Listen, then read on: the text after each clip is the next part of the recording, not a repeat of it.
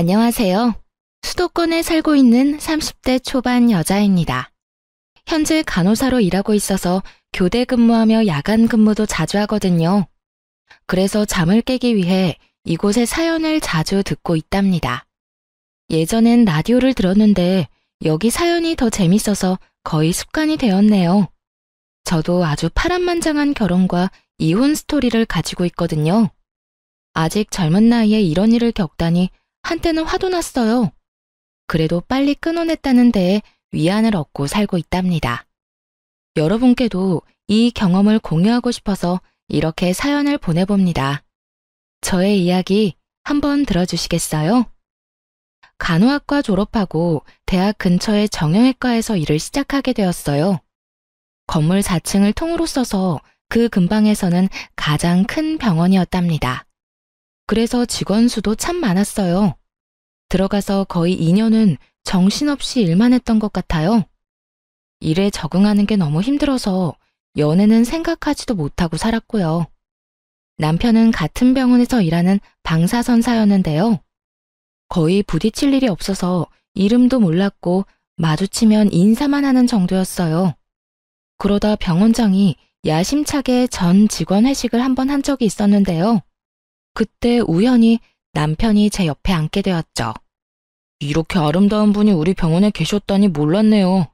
제가 아까 옆에서 보고 깜짝 놀랐잖아요. 농담도 잘하시네요. 아무튼 좋게 봐주셔서 감사해요. 오늘은 회식한다고 화장을 좀 해서 그런가요? 쌩얼도 엄청 예쁘실 것 같은데요. 아무튼 이렇게 얘기하게 돼서 영광입니다. 우리 앞으로 친하게 지내요. 그 이후부터 남편은 병원에서 만나면 농담도 걸고 종종 커피나 간식거리를 갖다 주면서 수다도 떨고 가곤 했어요. 그러다 같이 밖에 나가서 점심도 먹고 꽁냥꽁냥 썸 타는 분위기가 이어졌죠. 딱 해주는 거 보면 다 눈치채잖아요. 나한테 관심이 있구나. 그런 게 아주 팍팍 느껴지더라고요. 사실 남편의 외모는 제 이상형과는 딴판이었어요. 그래서 처음에는 남편이 대시를 해도 별로 마음에 들진 않았었는데요. 다정하고 유머러스한 모습에 마음을 점점 열게 되더라고요. 직업이 비슷하다 보니까 의지가 많이 됐어요. 환자들 때문에 속상한 일이 있으면 위로도 이해도 잘해줬죠. 또 간호사가 아무래도 여초 직업이다 보니 직장 동료 때문에도 힘들거든요. 나 오늘 막내 간호사 때문에 진짜 너무 힘들었잖아. 무서워서 뭘 물어보지도 못하겠어. 걔 왜 그래? 우리 자기 힘들게. 다음에 또 그러면 나한테 말해. 내가 바로 찾아가서 혼내줄게. 말뿐이라도 병원 안에 내 편이 있다는 게 힘이 되더라고요. 병원 직원들도 우리 관계를 다 알게 돼서 의도치 않게 공개 연애를 2년을 했네요. 모두들 우리가 결혼할 거라고 생각하는 것 같더라고요. 그러다 보니 자연스럽게 결혼 이야기까지 나오고 서로 어떤 결혼 생활을 원하는지 자주 이야기를 나눴어요. 주변에 내 친구들 보니까 반반 결혼을 많이 하더라고. 내가 보기에도 그렇게 하는 게 합리적이고 좋은 것 같아. 우리 지금까지 서로 모은 게 얼마인지 부모님 재산 그런 거 신경 쓰지 말자. 그냥 생활비 딱 반반씩 내고 부모님 용돈은 각자 해드리는 거 어때? 그럼 집안일도 반반, 혼수며 집이며 다 반반인 거 알지? 물론이지. 집 대출 이자도 반반씩 딱 내고 가전제품 같은 것도 다 반반씩 나눠서 사자. 난 이거 예전부터 말해놔서 우리 부모님은 당연히 그러려니 하실 거야. 어때? 자기 진짜 합리적인 남자 만난 거야. 요즘 세상에 이렇게 부담 안 주는 남자가 어딨냐? 남편은 결혼 시작 전부터 다 반반으로 나누자고 했어요. 그러면서 자기 같은 남자 어디서 만날 수 없다며 엄청 깨어있는 척 하더라고요.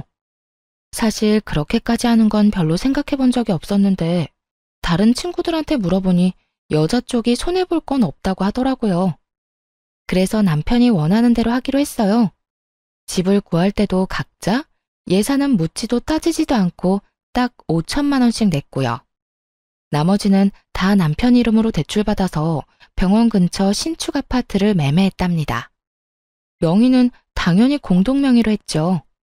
결혼식도 축의금으로 모두 계산했고 신혼여행도 반반 내고 예약해서 갔어요. 근데 돈 쓸 때마다 영수증을 악착같이 모으는 남편의 모습을 보니 좀 쎄하더라고요. 그것도 결혼 생활 중 가장 꿀 떨어진다는 신혼여행에서 말이죠.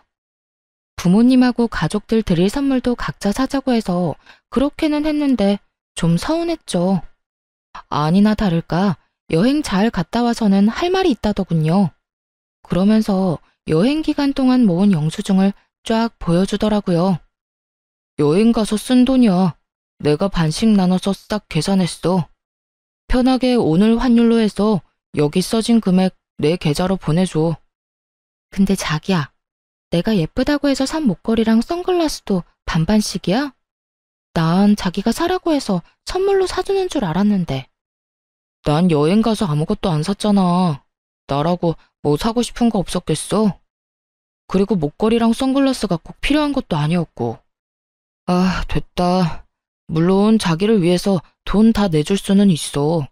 그럼 그건 내가 다 내는 걸로 할게. 됐어. 내 물건이니까 그냥 내가 다 낼게. 그럼 됐지? 저딴 소리를 하니까 진짜 기분이 확 상하더라고요. 연애 때는 쓸데없는 것도 잘만 사다 안겨주고 하더니만 어떻게 결혼하니까 무조건 네 건 네 거고 내 건 내 거가 될 수가 있나요? 더 어이가 없는 건 제가 다 낸다고 하니까 말리지도 않고 가만히 있었다는 거예요. 그 모습에 정이 좀 떨어졌네요. 결국 제가 산 물건들은 그 돈을 다 내는 걸로 했죠. 그렇게 신혼여행에서 쓴 돈을 바로 남편 계좌로 보냈습니다. 그리고 이 계좌번호로 매달 월급 받으면 생활비랑 대출이자 넣어줘. 매달 남은 돈은 확인해보고 반씩 나누든지 아니면 다음 달로 넘기자. 그것도 나중에 정하면 될 것 같아. 어때? 진짜 합리적이지? 그래, 자기가 이렇게 칼 같은 사람인 줄 몰랐네. 알았어. 자기가 원하는 대로 한번 잘해볼게. 그렇게 돈을 반반씩 철두철미하게 나누는 사람이니 집안일도 반반씩 딱 잘하는지 한번 지켜보기로 했어요. 그러던 어느 날 신혼여행에서 돌아온 지 2주 정도 지났을 때였습니다. 남편이 엑셀 파일로 쫙 정리한 집안일 목록을 보여주더라고요. 요즘 인터넷에 집안일 반반 목록이 이렇게 있더라고. 우리한테 필요한 것만 더 적어서 만들어봤어. 혹시 자기가 하려나 하고 기다려봤는데 전혀 생각 못하는 것 같더라고. 그래서 마음 넓은 내가 먼저 딱 만들었지. 아, 난 이런 것도 만들어야 되는지 몰랐네. 떨떠름한 표정으로 남편이 만든 집안일 목록을 살펴봤어요. 얼마나 세분화가 잘 되어 있던지 아주 놀랐네요. 예를 들어보면 빨래가 그냥 빨래로 끝나는 게 아니었어요. 세탁기 돌리기, 빨래 널기, 빨래 접기, 옷장에 넣기, 이딴 식으로 분류해놨더라고요. 특별히 자기 먼저 하고 싶은 거 골라. 난 남은 거 할게. 나 같은 남편 진짜 없다. 아유, 고마워라. 아주 눈물나게 고마웠네요. 저는 직업상 교대 근무를 하거든요. 근데 남편은 방사선사라서 6시면 칼퇴근을 해요. 그래서 저보다 시간 여유도 훨씬 많은 편이고요. 그걸 뻔히 알고 있으면서도 야간 근무 때 집안일을 못하면 아주 난리를 피웠어요. 자기 어제 설거지 안 했더라? 오늘 내가 하는 날이긴 한데 어제 자기가 안 했으니까 오늘 해. 자기야, 나 어제 집에 11시에 들어왔어. 근데 설거지를 그렇게 산더미처럼 쌓아놓고 나한테 안 했다고 그러면 어떡해? 그리고 자기가 먹은 그릇은 당연히 자기가 하는 게 맞지.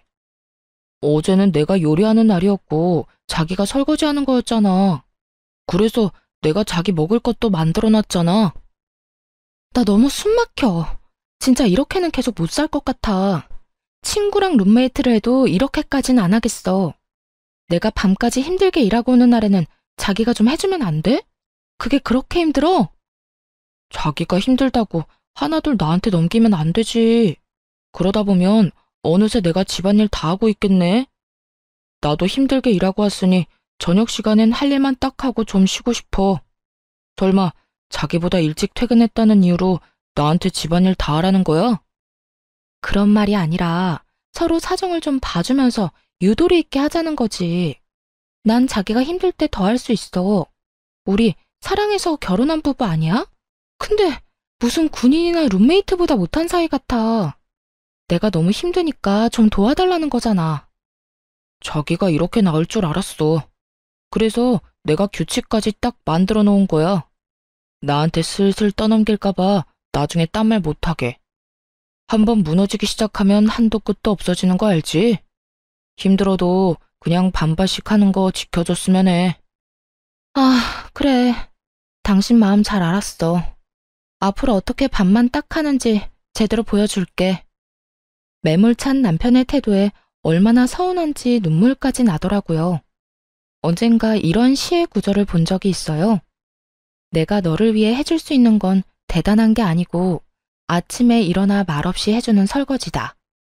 사랑하는 사람과 함께 살면 그런 마음으로 배려하면서 살아야겠다고 생각했거든요. 그래서 오랫동안 마음속에 간직했던 구절이었는데 이렇게 남편이랑 설거지 하나로 피 터지게 싸울 줄은 몰랐네요. 결국 점점 마음의 문을 닫고 남편이랑 똑같이 행동하기 시작했답니다. 요리를 해도 딱 제 몫만 해서 먹었고요. 빨래도 제 것만 골라서 빨고 정리했어요. 하루는 감자탕이 너무 먹고 싶어서 퇴근길에 딱 1인분만 사와서 먹고 있었어요. 남편도 감자탕을 좋아하는데 냄새를 맡고는 얼굴이 환해져서 들어오더군요. 근데 자기 몫이 없는 걸 보자 표정이 확 굳더라고요. 이렇게 유치하게 나올 줄은 몰랐네. 먹는 거로 이렇게 치사하게 굴 거야? 반반 결혼을 전혀 다르게 이해한 것 같은데 일단 두고 볼게. 두고 보긴 뭘 두고 봐. 내가 생각하는 반반은 이런 거야. 이왕 할 거면 확실하게 해야지. 아침에 국에 반찬 딱 차려주면 맛있게 먹고 설거지만 하는 게 무슨 반반인가요? 설거지하는 게 어렵나요? 아침에 일어나서 밥하고 국 끓이는 게 어렵나요? 자기는 세탁기랑 건조기만 띡 돌리고 제가 다 개야 하는데 그게 반반인가요? 누구 한 명 양보하지 않으니 이렇게 찬바람 날리는 결혼 생활이 이어졌답니다. 야간 근무하고 집에 온 어느 날이었어요. 남편이 혼자 야식까지 신나게 시켜 먹고는 설거지를 해놨더라고요. 그게 뭐가 문제냐고요? 정말 웃긴 게 뭔지 아시나요? 제가 아침에 사용한 물컵 한 개만 싱크대에 덩그러니 남아있었다는 거예요. 그걸 딱 보니까 지금 결혼 생활의 현수소 같다고나 할까요? 현타가 딱 찾아오더라고요. 저 인간은 컵 한 개를 설거지해줄 만큼 날 위해주지도 아껴주지도 않는구나. 그런 진실이 눈앞에 확 보였어요. 연애 때는 그렇게 잘 챙겨주고 다정했던 남편인데 너무 매정하게 변해버려서 혼란스럽고 슬프기까지 했답니다. 남편이 변한 건지 원래 이런 인간이었는지는 모르겠지만 완전히 속은 기분이었죠. 결혼한 지 얼마 안 되어 이렇게 사이가 틀어졌는데 친정엄마 생신이 다가왔어요.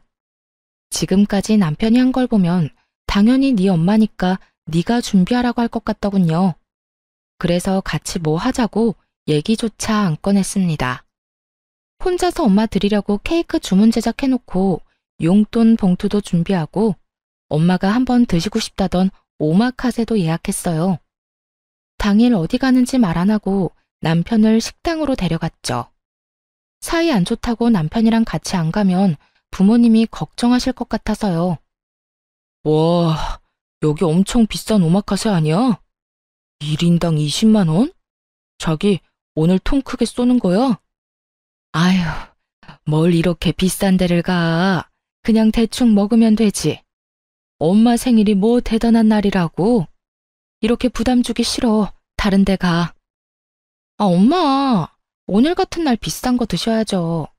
돈 걱정 말고 들어가요. 엄마 딸 돈 열심히 벌고 있잖아요. 그래 여보. 오늘 우리 사위랑 딸 덕 좀 보자고. 우리도 그 유명하다는 오마카세 먹어보자. 아주 화기애애한 분위기로 식사를 해서 다행이었죠. 남편은 엄청 신기해하면서 잘 먹더라고요. 부모님도 디저트까지 맛있게 잘 드셔주셨어요. 미리 준비한 케이크를 드리니 너무 예쁘다면서 엄마가 감동을 하시더라고요. 용돈 봉투도 함께 드리니 아버지도 엄지척을 하시면서 좋아하셨고요. 남편은 뭔 생각을 하는지 입을 해 벌리고 보고만 있었고요. 식사를 마무리하고 계산할 때 남편한테 말했어요.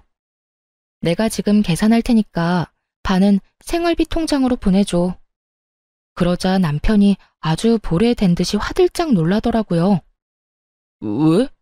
왜 내가 반을 내? 장모님 생신이니까 당연히 네가 내는 거지. 그리고 나한테 한마디 상의도 없이 이 비싼 데를 와놓고 뭐? 이렇게 무턱대고 나한테 반을 내라 한다고? 부모님 들으셔. 왜 이렇게 큰 소리로 화를 내? 다 반반하자고 해서 물어본 거잖아. 시부모님 생신 때도 내가 절반 내면 되잖아. 난 우리 부모님 생신 때 이런 거 사드린 적 없어. 집 밖으로 삼겹살도 안 먹으러 간다고. 우린 그냥 집에서 차려 먹어. 근데 오마카세라니 진짜. 아, 자기 너무 과소비가 심한 거 아니야? 그때 밖에 계신 줄 알았던 아버지가 우리 뒤를 쓱 지나가시더라고요. 화장실에 다녀오신 것 같았어요. 얘기를 다 들으셨을 거라 생각하니 너무 민망하고 부끄러워서 얼굴이 벌개졌죠. 너무 열받아서 머리까지 아프더라고요. 그럼 자기가 먹은 건 자기가 계산해. 결국 부모님과 제 비용만 계산했어요. 그러자 옆에서 아주 침까지 튀기면서 난리를 치더라고요. 내가 여기 오고 싶어서 왔어? 어딘지도 모르는데 당신이 끌고 온 거잖아. 그래놓고 나한테 20만 원을 내라고? 그러긴 혼자 제일 잘 먹던데. 만약 당신 부모님 생신 때 어디 가면 내가 먹은 건 내가 낼 테니까 걱정 마. 그렇게 말하고 휙 나가버리자 남편이 엄청 당황하더라고요. 그러거나 말거나 부모님 옆에 서서 남편이 나오기를 기다렸죠. 부모님이 냉랭한 분위기를 느끼셨는지 계속 제 눈치를 보시는데 더 짜증이 났어요. 결국 남편이 자기 몫을 계산하고 거칠게 문을 팍 열고 나오더라고요. 차마 부모님 앞에서 화는 못 내니까 아주 그냥 썩은 얼굴을 하고 있었어요. 당연히 저 역시 기분이 좋을 리가 없죠. 도저히 웃는 얼굴로 있을 수가 없더라고요. 결국 약속이 있다며 서둘러 부모님을 집에 데려다 드렸어요. 집에 오는 내내 얼마나 구시렁대던지 진짜 남편 입을 틀어막고 싶었죠. 내가 먹고 싶어서 먹었어? 당연히 앞에 나온 음식을 남기면 안 되니까 먹은 거지. 근데 나한테 다짜고짜 20만 원을 내라니 진짜 이건 아니지 않아? 우리 부모님 앞에서 태도가 그게 뭐야? 우리 눈치 보시느라 생신날 마음 불편하게 만들고. 나 진짜 속상해. 내가 다 내달라고 한 것도 아니잖아. 이런 날 기분 좋게 반 내줄 순 없는 거야? 다른 사람들한테 좀 물어봐. 억지로 그런 비싼 데 끌고 가서 돈 내게 한 게 잘한 건지 아닌지. 그리고 각자 부모님만 알아서 챙기기로 해놓고 왜 자꾸 규칙을 어겨? 자기 이럴 때마다 나 진짜 짜증난다고. 나야말로 이런 결혼 생활 답답하고 넌더리가 나. 이런 게 반반 결혼인 줄 알았으면 당신이랑 절대 결혼 안 했어. 완전히 속은 기분이라고. 나도 마찬가지야. 이렇게 낭비 심하게 하는 여잔 줄 알았으면 나도 너랑 결혼 안 했다고. 그걸 시작으로 며칠을 아주 박 터지게 싸웠어요. 결혼한 지 6개월도 안 됐는데 집에 들어가기가 싫더라고요. 퇴근했는데도 밖에서 한참 서성이다가 들어간 적도 많아요. 다들 이렇게 사는 건지 아님 내 결혼만 망한 건지 이런 고민 어디에 말하기도 부끄러워서 혼자 벙어리 냉가슴 앓듯 끙끙댔답니다. 엎친 데 덮친 격으로 병원에서도 힘든 일이 이어져서 더 지쳐갔어요. 가장 고참 간호사랑 말다툼을 했는데 그 후로 그 간호사가 못 살게 굴었거든요. 케어가 힘든 환자를 일부러 맡기거나 힘든 스케줄만 골라서 일하게 하는 둥 너무 서럽고 힘들게 하더라고요. 한참 선배라서 감히 대들지도 못했죠. 여러분도 뉴스에서 가끔 들어보신 적 있을 거예요. 몇몇 간호사들 사이에 태움 문화라고 감정적으로 진짜 힘들게 하거든요. 신입 간호사 시절에는 이것 때문에 한 달 중 20일은 화장실에서 울었어요. 경력이 쌓이면서 좀 나아졌나 했더니 이 나이에 다시 괴롭힘 당할 줄은 몰랐네요. 요즘 병원에서 너무 힘들어. 나 지금 수간호사랑 사이 안 좋은 거 자기도 알지? 다른 애들까지 다 선동해서 나랑 말도 못하게 하더라. 나 이번 달에 주말마다 출근하는 거 알지? 너무 힘들어서 진짜 우울증 걸릴 것 같아. 당신만 힘든 거 아니야. 나도 말을 안 해서 그렇지 병원에서 엄청 힘들어. 그 정도도 못 견디면 되겠어? 수간호사랑 얼른 풀어. 계속 이래봤자 당신만 손해야. 풀긴 뭘 풀어. 이미 미안하다고 말도 해보고 선물도 줘보고 나도 할 만큼 했어. 근데도 나만 계속 못 살게 군다고. 무릎 꿇고 싹싹 빌기라도 하라는 거야? 아니, 솔직히 수간호사 사람 좋아 보이던데 당신이 어떻게 했으면 그렇게까지 해? 당신 문제라고는 생각 안 해봤어? 이참에 한번 당신 태도를 반성해봐. 나한테 하는 것만 봐도 암튼 보통은 아니지. 같은 데서 일하니까 분위기가 어떤지 뻔히 알면서 모르는 척 저딴 소리나 해대는 남편이 밉기만 했어요. 그리고 설사 제가 잘못한 부분이 있다고 쳐요. 그래도 남편이면 편들어주면서 위로를 해주는 게 맞지 않나요? 그게 부부고 가족 아닌가요? 지금 아내가 일방적으로 왕따를 당하고 있는 건데 남편이 말로라도 좀 위로를 해줬으면 덜 서러웠을 것 같아요. 그렇게 부당한 대우를 받으며 거의 6개월을 버텼답니다. 그 사이에 밥도 잘 안 넘어갈 정도로 심적으로 너무 힘들어서 살이 엄청 빠졌어요. 남편은 제가 마르든지 말든지 여전히 자기 먹을 것만 사와서 혼자 처먹더군요. 결국 견디다 못해 그 병원을 관두고 다른 곳으로 이직을 하기로 결심했어요. 그 계획을 남편한테 말했더니 아주 난리를 치더군요. 당신이 애야? 그런 일로 병원을 관두게? 관두면 또 언제 다른 병원 찾을 건데. 빨리 이직을 해도 한두 달은 걸릴 거 아니야. 이참에 6개월 정도 쉬면서 천천히 좋은 데로 찾아볼게. 나 몸도 마음도 너무 힘들어서 좀 쉬고 싶어. 그리고 당신도 맨날 입만 열면 이렇게 바쁜데 언제 아기 갖냐고 그랬잖아. 여기서 지금 아기 얘기가 왜 나와? 아기는 여유가 돼야 키우는 거지 뭐 거저 키워? 당신이 6개월 쉬면 그동안 생활비며 이자며 다 어떡할 건데? 설마 나한테 다 내라고 하는 건 아니지?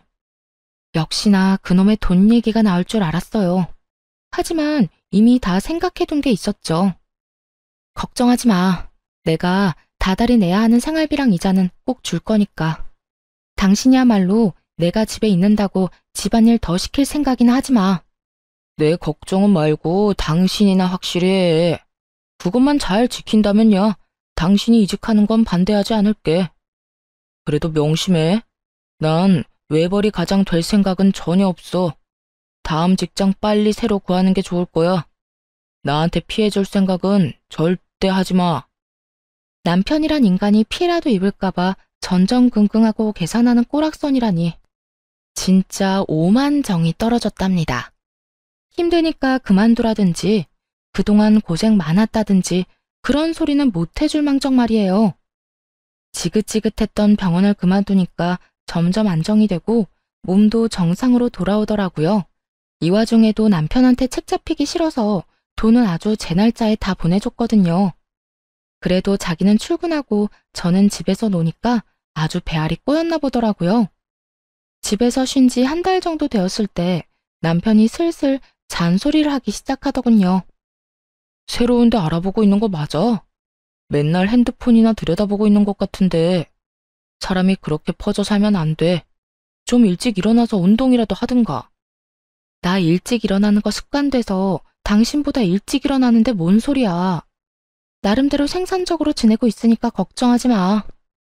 그렇게 빈둥대면서 지내지 말고 생산적으로 살아. 집에 있으니까 청소 좀 하든지 화분을 정리하든지.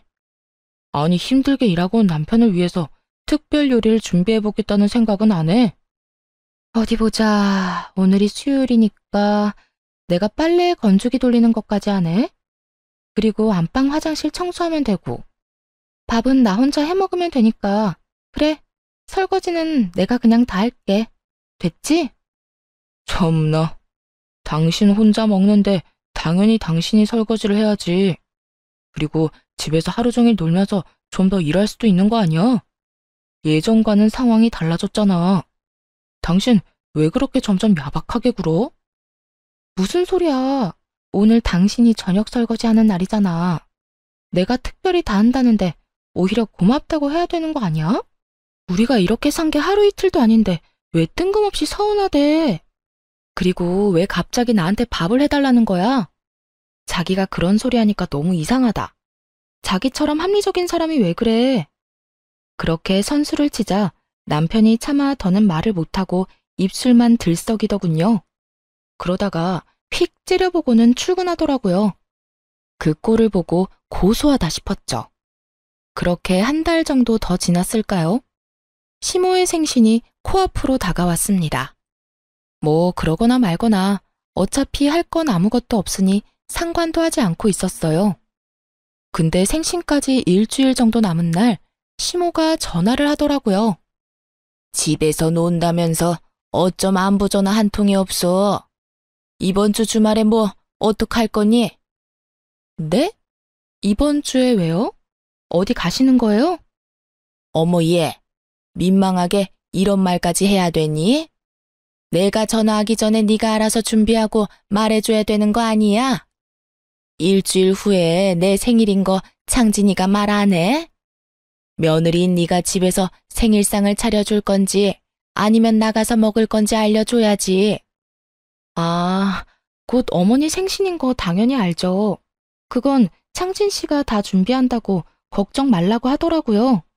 그래서 저도 어떻게 준비가 돼가는지 모르겠네요. 서프라이즈로 어머님 놀라게 하려고 그러나 봐요. 어머, 그래?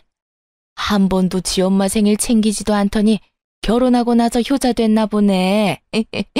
알았다. 그럼 창진이한테 물어보마. 남편은 곧 자기 엄마 생신인 줄도 모를걸요. 시모의 전화를 받았는지 남편이 퇴근하고 오면서 씩씩 숨을 쉬며 화를 내더라고요. 당신, 우리 엄마한테 내가 생신 준비한다고 그랬어? 왜 그런 말을 해서 엄마 기대하게 만들어? 어머님이 나한테 뭘 준비했냐고 물어보시는데 그럼 뭐라고 대답을 해? 당신 어머니니까 당연히 당신이 준비하는 거잖아. 그래서 사실대로 말씀드렸는데 도대체 뭐가 문제야? 당신은 며느리가 돼서 그렇게 말하면 안 되지. 더군다나 나는 매일 일하고 당신은 지금 놀고 있잖아. 그럼 한가한 사람이 좀 준비하면 되는 거 아니야? 당신은 우리 엄마 생신 때 꽃 한 송이도 안 사드렸잖아. 그러면서 뭐라고 했어? 생신이며 효도는 각자 알아서 챙겨드리자며? 근데 왜 말도 안 되는 소리야? 며느리랑 사위가 같아? 며느리는 며느리만의 도리가 있잖아. 그러니까 당신도 뭐라도 준비를 해야지. 그래, 식당은 내가 다 결제할게. 대신 당신은 장모님께 드렸던 그런 케이크 하나 준비해줘. 그거 예뻐서 우리 엄마도 좋아하시겠더라. 며느리랑 사이가 왜 달라? 그렇게 반반 좋아하면서 갑자기 왜 꼰대 아저씨 같은 말을 하실까? 그 케이크가 그렇게 예뻤으면 당신이 주문해서 드려. 난 당신이 말한 반반 결혼, 각자 효도 꼭 지킬 거니까. 남편은 반박을 전혀 못하더라고요. 여태껏 자기가 벌여놓은 일이 있고 한 말들이 있으니까요.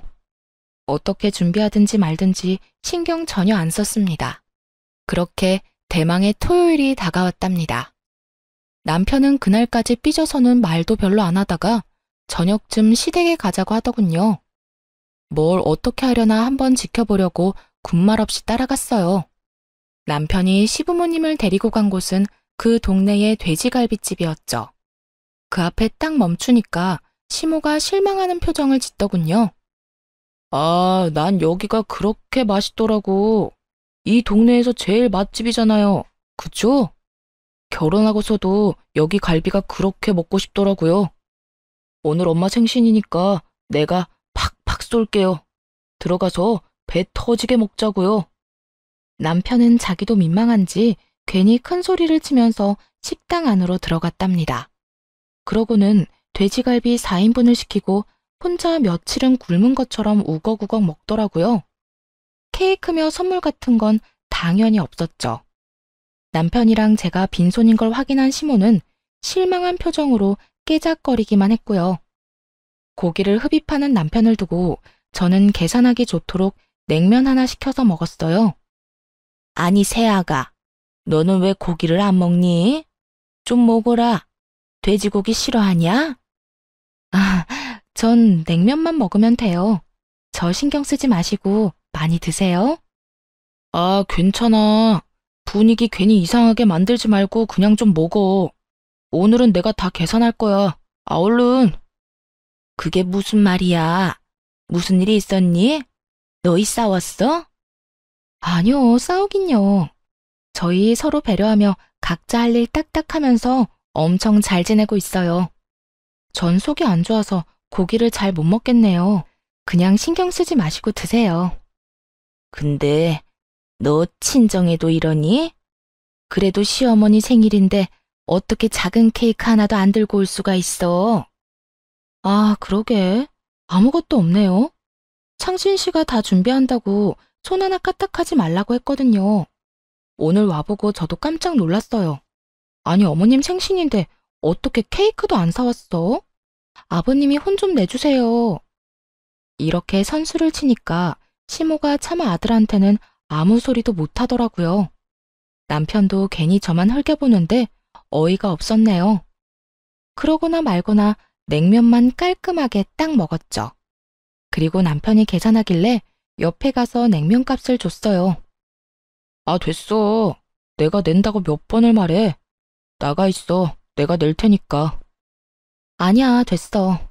이 값 8,000원 내고 나중에 무슨 생색을 내려고 그래? 그냥 내가 낼게. 여기요. 이 냉면값만 계산해 주세요. 시모의 생신날은 그렇게 초라하게 끝이 났죠. 나중에 남편이 시모한테 따로 용돈을 줬는지는 모르겠지만요. 그 다음 달에 드디어 이직에 성공했답니다. 근데 병원이 다른 도시에 있어서 출퇴근하려면 왕복 5시간은 걸렸어요. 하지만 수간호사로 가는 거였고 연봉도 훨씬 높았기에 절대 포기할 수 없었죠. 그 사실을 말하자 남편이 화를 내더라고요. 아니, 애초에 이 동네 근처 병원을 찾았어야지. 다른 도시에서 일자리를 찾으면 어떡해? 어떻게 출퇴근을 하려고? 그냥 여기 근처로 다시 알아봐. 근데 아무리 생각해도 너무 좋은 기회야. 연봉이 거의 2배가 됐고 수간호사로 직급도 높아진다니까. 진짜 미안한데 우선은 내가 그쪽에다가 작은 원룸 얻어서 지내보면 어떨까? 미안하니까 생활비도 10만 원씩 더 낼게. 진짜? 생활비 더 낸다고? 뭐 연봉이 2배라니까 좀 아깝긴 하네. 자기랑 떨어져서 지내는 건 너무 싫은데 어쩔 수 없지. 그 병원이 별로라 금방 그만둘 수도 있으니까 우선은 한번 해봐. 내가 응원할게. 자기가 이렇게 이해해주다니 진짜 고마워. 내가 토요일마다 꼭 올라올게. 힘든 시기지만 조금만 고생하면 돈 많이 모을 수 있으니까 우리 힘내자. 생활비도 더 내고 돈을 많이 번다고 하니까 역시나 반대는 안 하더라고요. 그렇게 새로운 병원으로 출근을 했어요. 근처에 저만의 작은 아파트도 마련했답니다. 새로운 환경에서 새롭게 일을 하니까 한 달은 정신없이 흘러가더라고요. 원룸에서는 그냥 잠만 자고 토요일에는 집으로 가 남편과 시간을 보냈죠. 일요일 저녁에는 다시 원룸으로 와서 출근 준비를 했고요. 그런 생활이 2달 정도 이어졌습니다. 그 정도 시간이 지나니까 새로운 병원 일에도 적응이 많이 됐어요. 다행히도 새 병원은 전에 다니던 데보다 더 자유롭고 부드러운 분위기였어요. 더군다나 수간호사로 간 거였기 때문에 좀 더 편한 분위기를 만들려고 노력했죠. 전에 다니던 곳처럼 한 사람을 따돌리고 괴롭히는 짓에 넌더리가 났거든요. 알 거 다 아는 다 큰 성인들이 무슨 고등학생 일진도 아니고요. 그러다 보니 다른 간호사들과 직원들이 좋아해주고 점점 따르는 게 보이더라고요. 병원에서 인정받으니 일도 더욱 즐겁고 더 잘해야겠다는 욕심이 생겼답니다. 일이 안정되었으니 이제는 인생도 제대로 돌려놔야겠다는 생각이 들었죠. 그래서 남편한테 전화를 했어요. 미안한데 이번 주 토요일에는 못 갈 것 같아. 갑자기 당직 설 일이 생겼어. 다음 주에 내가 가서 맛있는 거 사줄게. 괜찮아? 그래? 그럼 괜찮지. 주말까지 일하느라 자기가 더 힘들겠다. 나 걱정하지 말고 푹 쉬고 다음 주에 봐. 음, 이해해줘서 고마워. 역시 나 생각해주는 건 자기뿐이네. 집에 별일은 없지? 그럼. 그냥 퇴근하고 와서 잠만 자는데 뭔 일이 있어. 자기가 없어서 너무 심심하고 외롭다. 다음 주에 봐.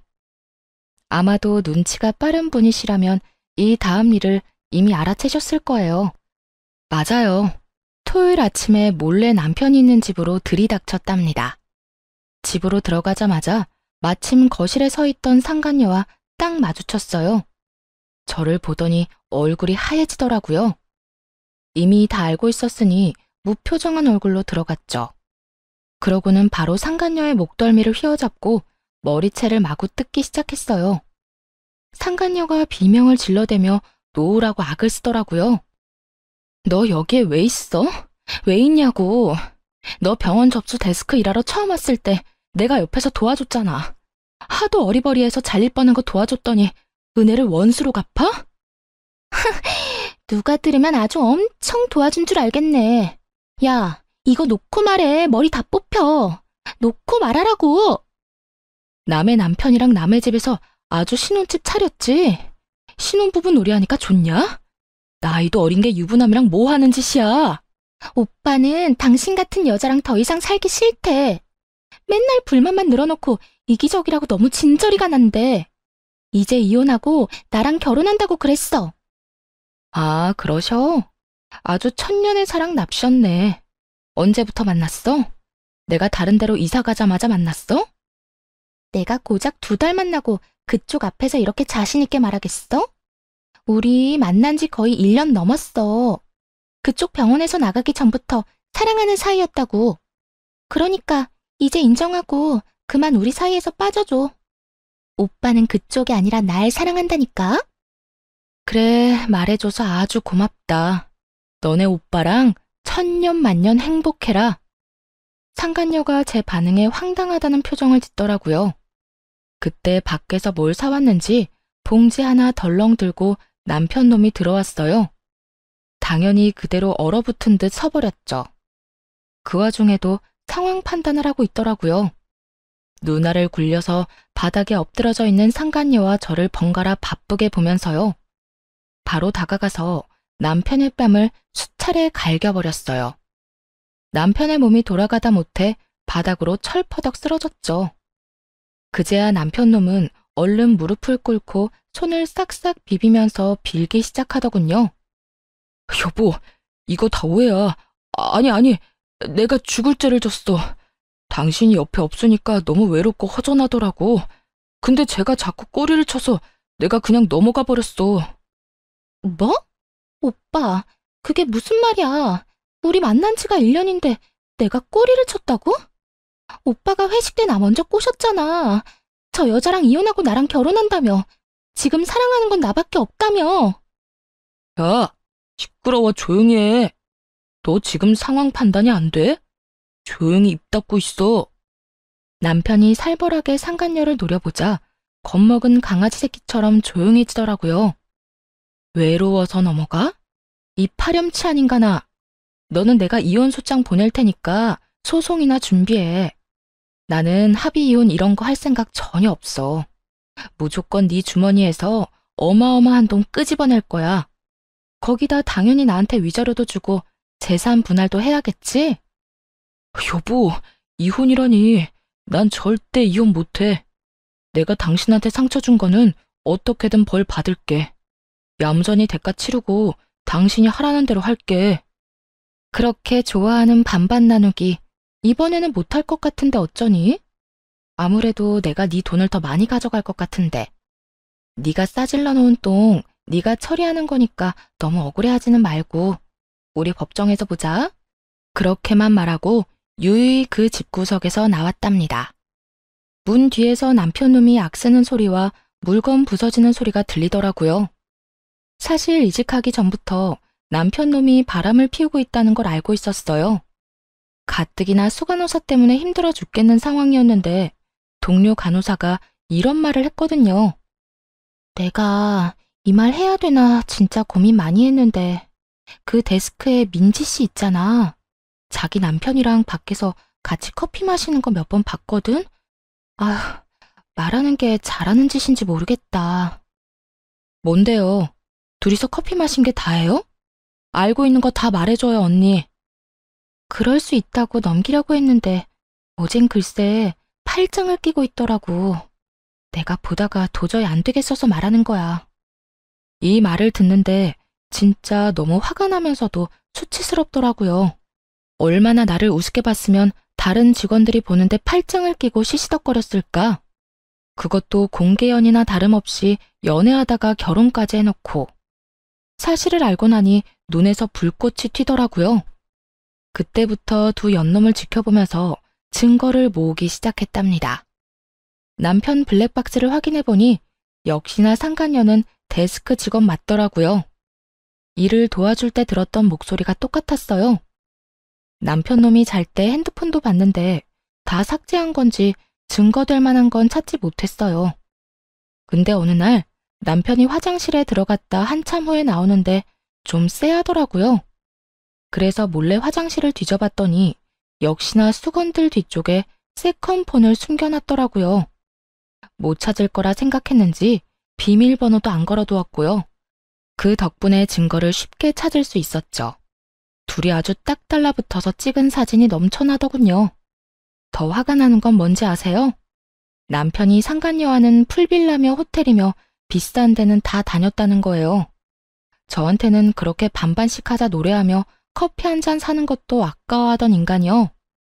심지어 상간녀 생일엔 명품 지갑까지 사다 바쳤더라고요.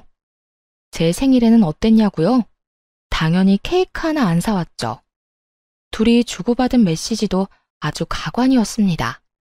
오빠, 오늘 호텔 망고빙수 사줘서 너무 고마워. 나 진짜 먹어보고 싶었어. 역시 우리 오빠가 최고야. 우리 애기한테 그 정도도 못 사줘? 애기 친구들이 자랑하면 오빠한테 또 말해. 오빠가 애기 원하는 거 다 사줄 테니까 걱정 마. 너랑 먼저 만났어야 했는데 어쩌다 운명의 장난처럼 결혼한 다음에야 만난 걸까? 진짜 하늘이 원망스럽다. 오빠, 난 기다릴 수 있어. 우리 사랑만 흔들리지 않으면 다 이겨낼 거야. 그 아줌마 빨리 병원에서 좀 나갔으면 좋겠어. 내가 수간호사한테 오늘도 이간질 좀 했거든? 효과가 빨리 나타나야 될 텐데. 전에 병원에서 그렇게 힘들었는데 그 원인이 바로 상간녀의 이간질이었어요. 아무것도 모르는 착한 얼굴을 하고선 수간호사와 저를 이간질했던 거예요. 진짜 이 사실을 알고 바로 상간녀 머리채 잡으러 달려갈 뻔했네요. 하지만 더 큰 복수를 위해 우선 참을인 자를 가슴에 새기면서 때를 기다렸던 거죠. 그 후 일부러 다른 도시로만 병원을 알아봤고 좋은 조건으로 이직한 거예요. 그리고 제 명의로 소형 아파트도 매입했고요. 대출을 좀 받았지만 이혼하면 목돈이 들어올 거니까 상관없었죠. 그렇게 계획대로 주말 부부가 되어 남편에게 판을 깔아줬고 토요일마다 집에 와서 달라진 게 있는지 꼼꼼하게 살펴봤어요. 제가 평일 동안 집에 없으니 당연히 상간녀가 이 집에서 거의 살다시피 했겠죠. 근데 진짜 웃긴 게 뭔지 아시나요? 상간녀도 자기 존재를 너무 티내고 싶었나 보더라고요. 굳이 흔적으로 찾으려고 하지 않아도 여기저기 살펴보면 가관이었어요. 화장실 구석에 고무줄을 놓고 간다든지 서랍장에 옷을 흐트려 놓는다든지 정리해둔 주방도구 위치를 바꿔놓는다든지 일부러 그딴 짓을 했더라고요. 당연히 남편놈한테는 아무 말도 안 하고 다 사진으로 찍어서 증거로 남겨뒀답니다. 그리고 드디어 디데이. 집에 못 간다고 거짓말을 하고 들이닥친 거죠. 역시나 예상대로 상간녀가 딱 있었고요. 마지막 증거를 위해 녹음기를 켜고 집에 들어갔거든요. 상간녀가 머리채를 잡힌 채 남편놈이랑 바람 피운 얘기를 술술 늘어놓은 덕분에 고스란히 저한테 유리한 증거로 남길 수 있었네요. 그렇게 바로 이혼 소송에 들어갔답니다. 물론 상간녀 손해배상 청구도 같이 했죠. 하지만 여기에서 끝내줄 수는 없겠죠. 앙큼하게 저의 직장 생활을 엉망으로 만든 게 바로 그 상간녀니까 말이죠. 큼직한 전지를 사서 두 연놈을 찍은 사진을 다 붙이고 둘이 바람 피웠다는 내용을 대문짝만하게 써서 잘 보이는 곳에 딱 붙여놨답니다. 어디에 붙였기는요? 제 전 직장이자 두 사람이 지금 일하고 있는 병원 문 앞이죠. 당연히 남편놈이 전화를 해서 난리를 피웠죠. 당신, 이게 무슨 짓이야? 아니, 내가 잘못을 했어도 직장에다가 이런 짓을 해? 지금 병원 난리 났다고. 게다가 민지는 임시직이어서 오늘 바로 잘렸어. 난 병원장이 지금 권고사직 말하고 있고. 아무리 그래도 남의 밥줄까지 끊으면 어떡해? 쫄쫄 굶고 살라는 거야? 나야말로 너 같은 쫌생이 쪼다 만나서 인생 말아먹을 뻔했어. 나한텐 조각 케이크 하나 안 사준 주제에 걔한텐 아주 별것 다 사줬더라. 꼴에 신혼여행 때도 안 간 풀빌라까지 갔던데. 이참에 둘이 행복하게 사셔. 아, 걔한텐 반반 노래 좀 하지 마라. 당장 도망간다. 야, 너 말 다 했어? 내가 바람 피운 건 잘못했다 쳐. 그렇다고 남의 직장에다 이게 뭐 하는 짓이야? 당장 와서 떼. 내가 왜? 그거 내가 붙인 거니까 그대로 놔둬. 내 허락 없이 떼기만 해봐. 기물파손죄로 신고해버릴 거니까. 이 파렴치한 인간아. 바람 피운 주제에 뭐가 그렇게 당당해? 내가 정말 어이가 없어서. 네 잘못들은 네가 제일 좋아하는 돈으로 갚게 될 거야, 이 못된 인간아. 그 전화를 마지막으로 다시는 전 남편 놈의 연락을 받아주지 않았습니다. 그 인간이랑 1분 1초도 더는 엮이기 싫었거든요. 소송이 시작되고 모든 연락은 변호사를 통해서만 했습니다. 소송이 길어져도 상관없다는 마음으로 스트레스 받지 말고 살자고 다짐했거든요. 어차피 그 인간이 유책 배우자니까 당연히 승소할 거였으니까요. 상간녀 손해배상에서도 승소했고 많지는 않지만 1,000만 원 받았네요. 그래도 아직 20대인 상간녀 입장에선 꽤 큰 돈이고 상간녀 인생에 지울 수 없는 기록을 남겼다는 게 중요한 거죠. 변호사 말로는 남편놈이 이미 그 여자랑 헤어졌다며 선처를 바란다고 했다더군요. 일하던 병원에서 잘리고 근처 병원까지 소문이 파다하게 나서 재취직이 어렵다네요. 그래서 남편놈이 오랫동안 백수로 지내니까 여자가 도망갔다더라고요. 그렇게 사랑한다더니 금세 마음이 바뀐 게 참 웃겼어요. 둘이 아주 잘 어울리는 바퀴벌레 한 쌍이라 결혼해서 잘 살기를 바랬는데 말이죠. 9개월 정도 시간이 흐르고 이혼 소송에서도 승소했어요. 남편놈한테 위자료 2,000만 원 받았고 같이 살던 집은 팔아서 절반은 챙겼죠. 받은 돈으로 지금 사는 아파트 대출 거의 대부분을 갚았네요.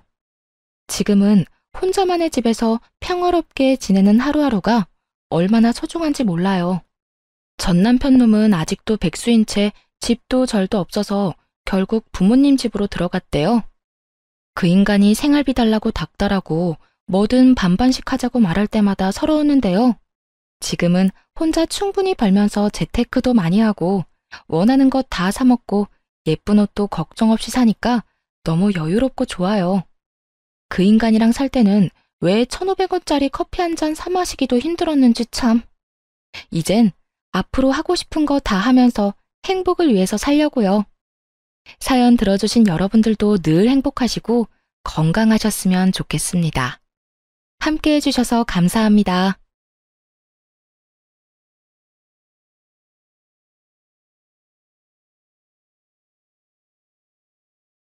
안녕하세요. 저는 서울에 살고 있는 30대 후반 여성입니다. 저는 22살, 이른 나이에 남편과 결혼했어요. 저희 부부는 동갑내기 꼬꼬마 부부였죠. 너무 좋아 무턱대고 결혼까지 했어요. 양가 집안에서도 큰 반대는 없었고요. 오히려 어린 나이에 가정을 이루다 보니 지금에 와선 장점도 많았어요. 하지만 단점은 치명적이었죠. 모든 부분에서 서툴렀고 그래서 시모에게 더 많이 휘둘렸어요. 하지만 결혼 자체를 후회하는 건 아니었습니다. 어떤 순간이 와도 남편의 1순위는 저였기 때문입니다. 언제나 믿음을 주는 든든한 남편이 있었기에 오늘의 단단한 제가 존재한다고 생각해요. 그럼에도 불구하고 결혼은 현실이라고 그 모든 순간이 마냥 좋기만 했던 건 아니었습니다. 시모는 좀처럼 친해지기 어려운 분이었어요. 엄마와 딸처럼은 못 지내더라도 시모랑 한 가족이 됐으니 최대한 잘 지내고 싶었어요. 그래서 저는 살가운 성격이 아닌데도 시모와 친하게 지내고 싶어서 갖은 노력을 많이 했어요. 시모는 예쁘게 봐줄 법도 한데 그런 제 노력에도 매사에 냉정하고 퉁명스럽기 그지없더라고요. 그렇다고 시모를 원망하거나 미워하지는 않았어요. 시간이 지난 지금에서야 좀 원망스럽기는 한데 그때 어린 저는 오히려 제 자신을 탓했었거든요. 스스로 내가 좀 더 야무진 며느리면 좋았을 텐데 하고 매일 자책하고 속상해했어요. 시집와서 시모한테 가장 많이 들은 말은 너는 어려서 뭘 모른다는 라는 말이었어요. 초반에는 정말 생활력 가지고도 엄청 구박받았죠. 시모는 제가 친해지려고 노력하면 할수록 벽을 두는 스타일이었어요. 제가 매년 생일 때마다 직접 끓인 미역국과 갖은 음식들을 차려줘도 시큰둥했죠. 그렇게 10년 넘는 생활을 함께 지내다 보니 웬만해서는 저도 상처받지 않았어요. 시모에게 고맙다는 그 말 한마디 듣는 데에 저는 10년이나 걸렸죠. 그래서인지 그냥 시모는 원래 저렇게 시니컬한 사람이구나 적응해버렸어요. 시모가 좀 서운하게 대해도 나한테만 무뚝뚝한 사람이 아니니까 하며 잘 넘길 수 있었고요. 시모는 남편에게도 고맙다거나 사랑한다는 말을 잘 하지 않는 사람이었거든요. 그래서인지 몰라도 남편과 저는 서로에게 사소한 거라도 표현을 더 잘했던 것 같아요. 서로에게 부족한 결핍 같은 걸 굳이 말하지 않아도 느끼고 있었으니까요. 무엇보다 남편이 시모를 언제나 가족처럼 챙겨줘서 고맙다고 말해줄 때면 저에겐 그게 너무나 큰 힘이 됐죠. 이제 40대를 바라보는 저도 이젠 살림왕이 됐고 시모도 예전처럼 저를 혼내거나 윽박지르진 않았어요. 어쩌면 어릴 때는 어린 마음에 시모에게 무조건 잘 보이고 싶었고 예쁨 받고 싶어서 노력하는 바람에 더 못 친해졌는지도 몰라요. 나이 들수록 좋은 모습만 보이려고 애쓰지 않고 오히려 가식 없이 자연스럽게 지냈죠. 제 주변만 둘러봐도 시댁이랑 안 싸우면 다행이었지 시모랑 엄청 살갑게 지내는 사람들은 몇 없더라고요. 그래서 저는 이 정도면 그 흔한 고부 갈등 없이 평범하게 잘 살고 있구나 싶었어요. 그러다 결혼 10년 만에 저와 시모의 관계에는 큰 변화가 생겼어요. 처음에는 제게 살갑게 대해주기 시작했죠. 그 변화의 계기는 바로 해외여행이었어요. 저희 부부는 사는 게 빠듯해서 신혼여행 이후로 해외여행은 따로 가보지 못했어요. 가까운 국내 여행도 마음먹고 가도 아주 짧게 1박 2일 정도 다녔죠. 그래서 저희는 결혼 10주년 기념으로 해외여행을 계획했어요. 그런데 저는 이왕 떠나는 거 양가 부모님도 함께 모시고 여행 가고 싶더라고요. 그런데 막상 제가 고집했는데 저희 부모님은 일정 맞추기도 어렵고 해외까지 먼 길 떠나고 싶지 않다고 거절하셨어요. 가족여행은 가까운 국내로 가고 싶으시다고 다음을 기약했죠. 의외로 무뚝뚝한 시모가 무조건 같이 가고 싶다고 좋아했고요. 남편은 오히려 말렸어요. 불편한 자리를 굳이 만들고 싶지 않다고 말이죠. 하지만 한 번쯤은 남편과 저를 위해서라도 더 늦기 전에 부모님과 좋은 추억을 남기고 싶었어요. 낯선 타국에서 저와 시모는 정말 모녀처럼 잘 지냈어요. 시모는 여행 내내 평소보다 싱글생글 아주 기분 좋아 보였어요. 저는 여행이 주는 좋은 에너지를 그때 비로소 알게 됐네요. 이상하게도 시모가 엄청 즐거워하니까 저 또한 몇 배로 더 즐겁더라고요.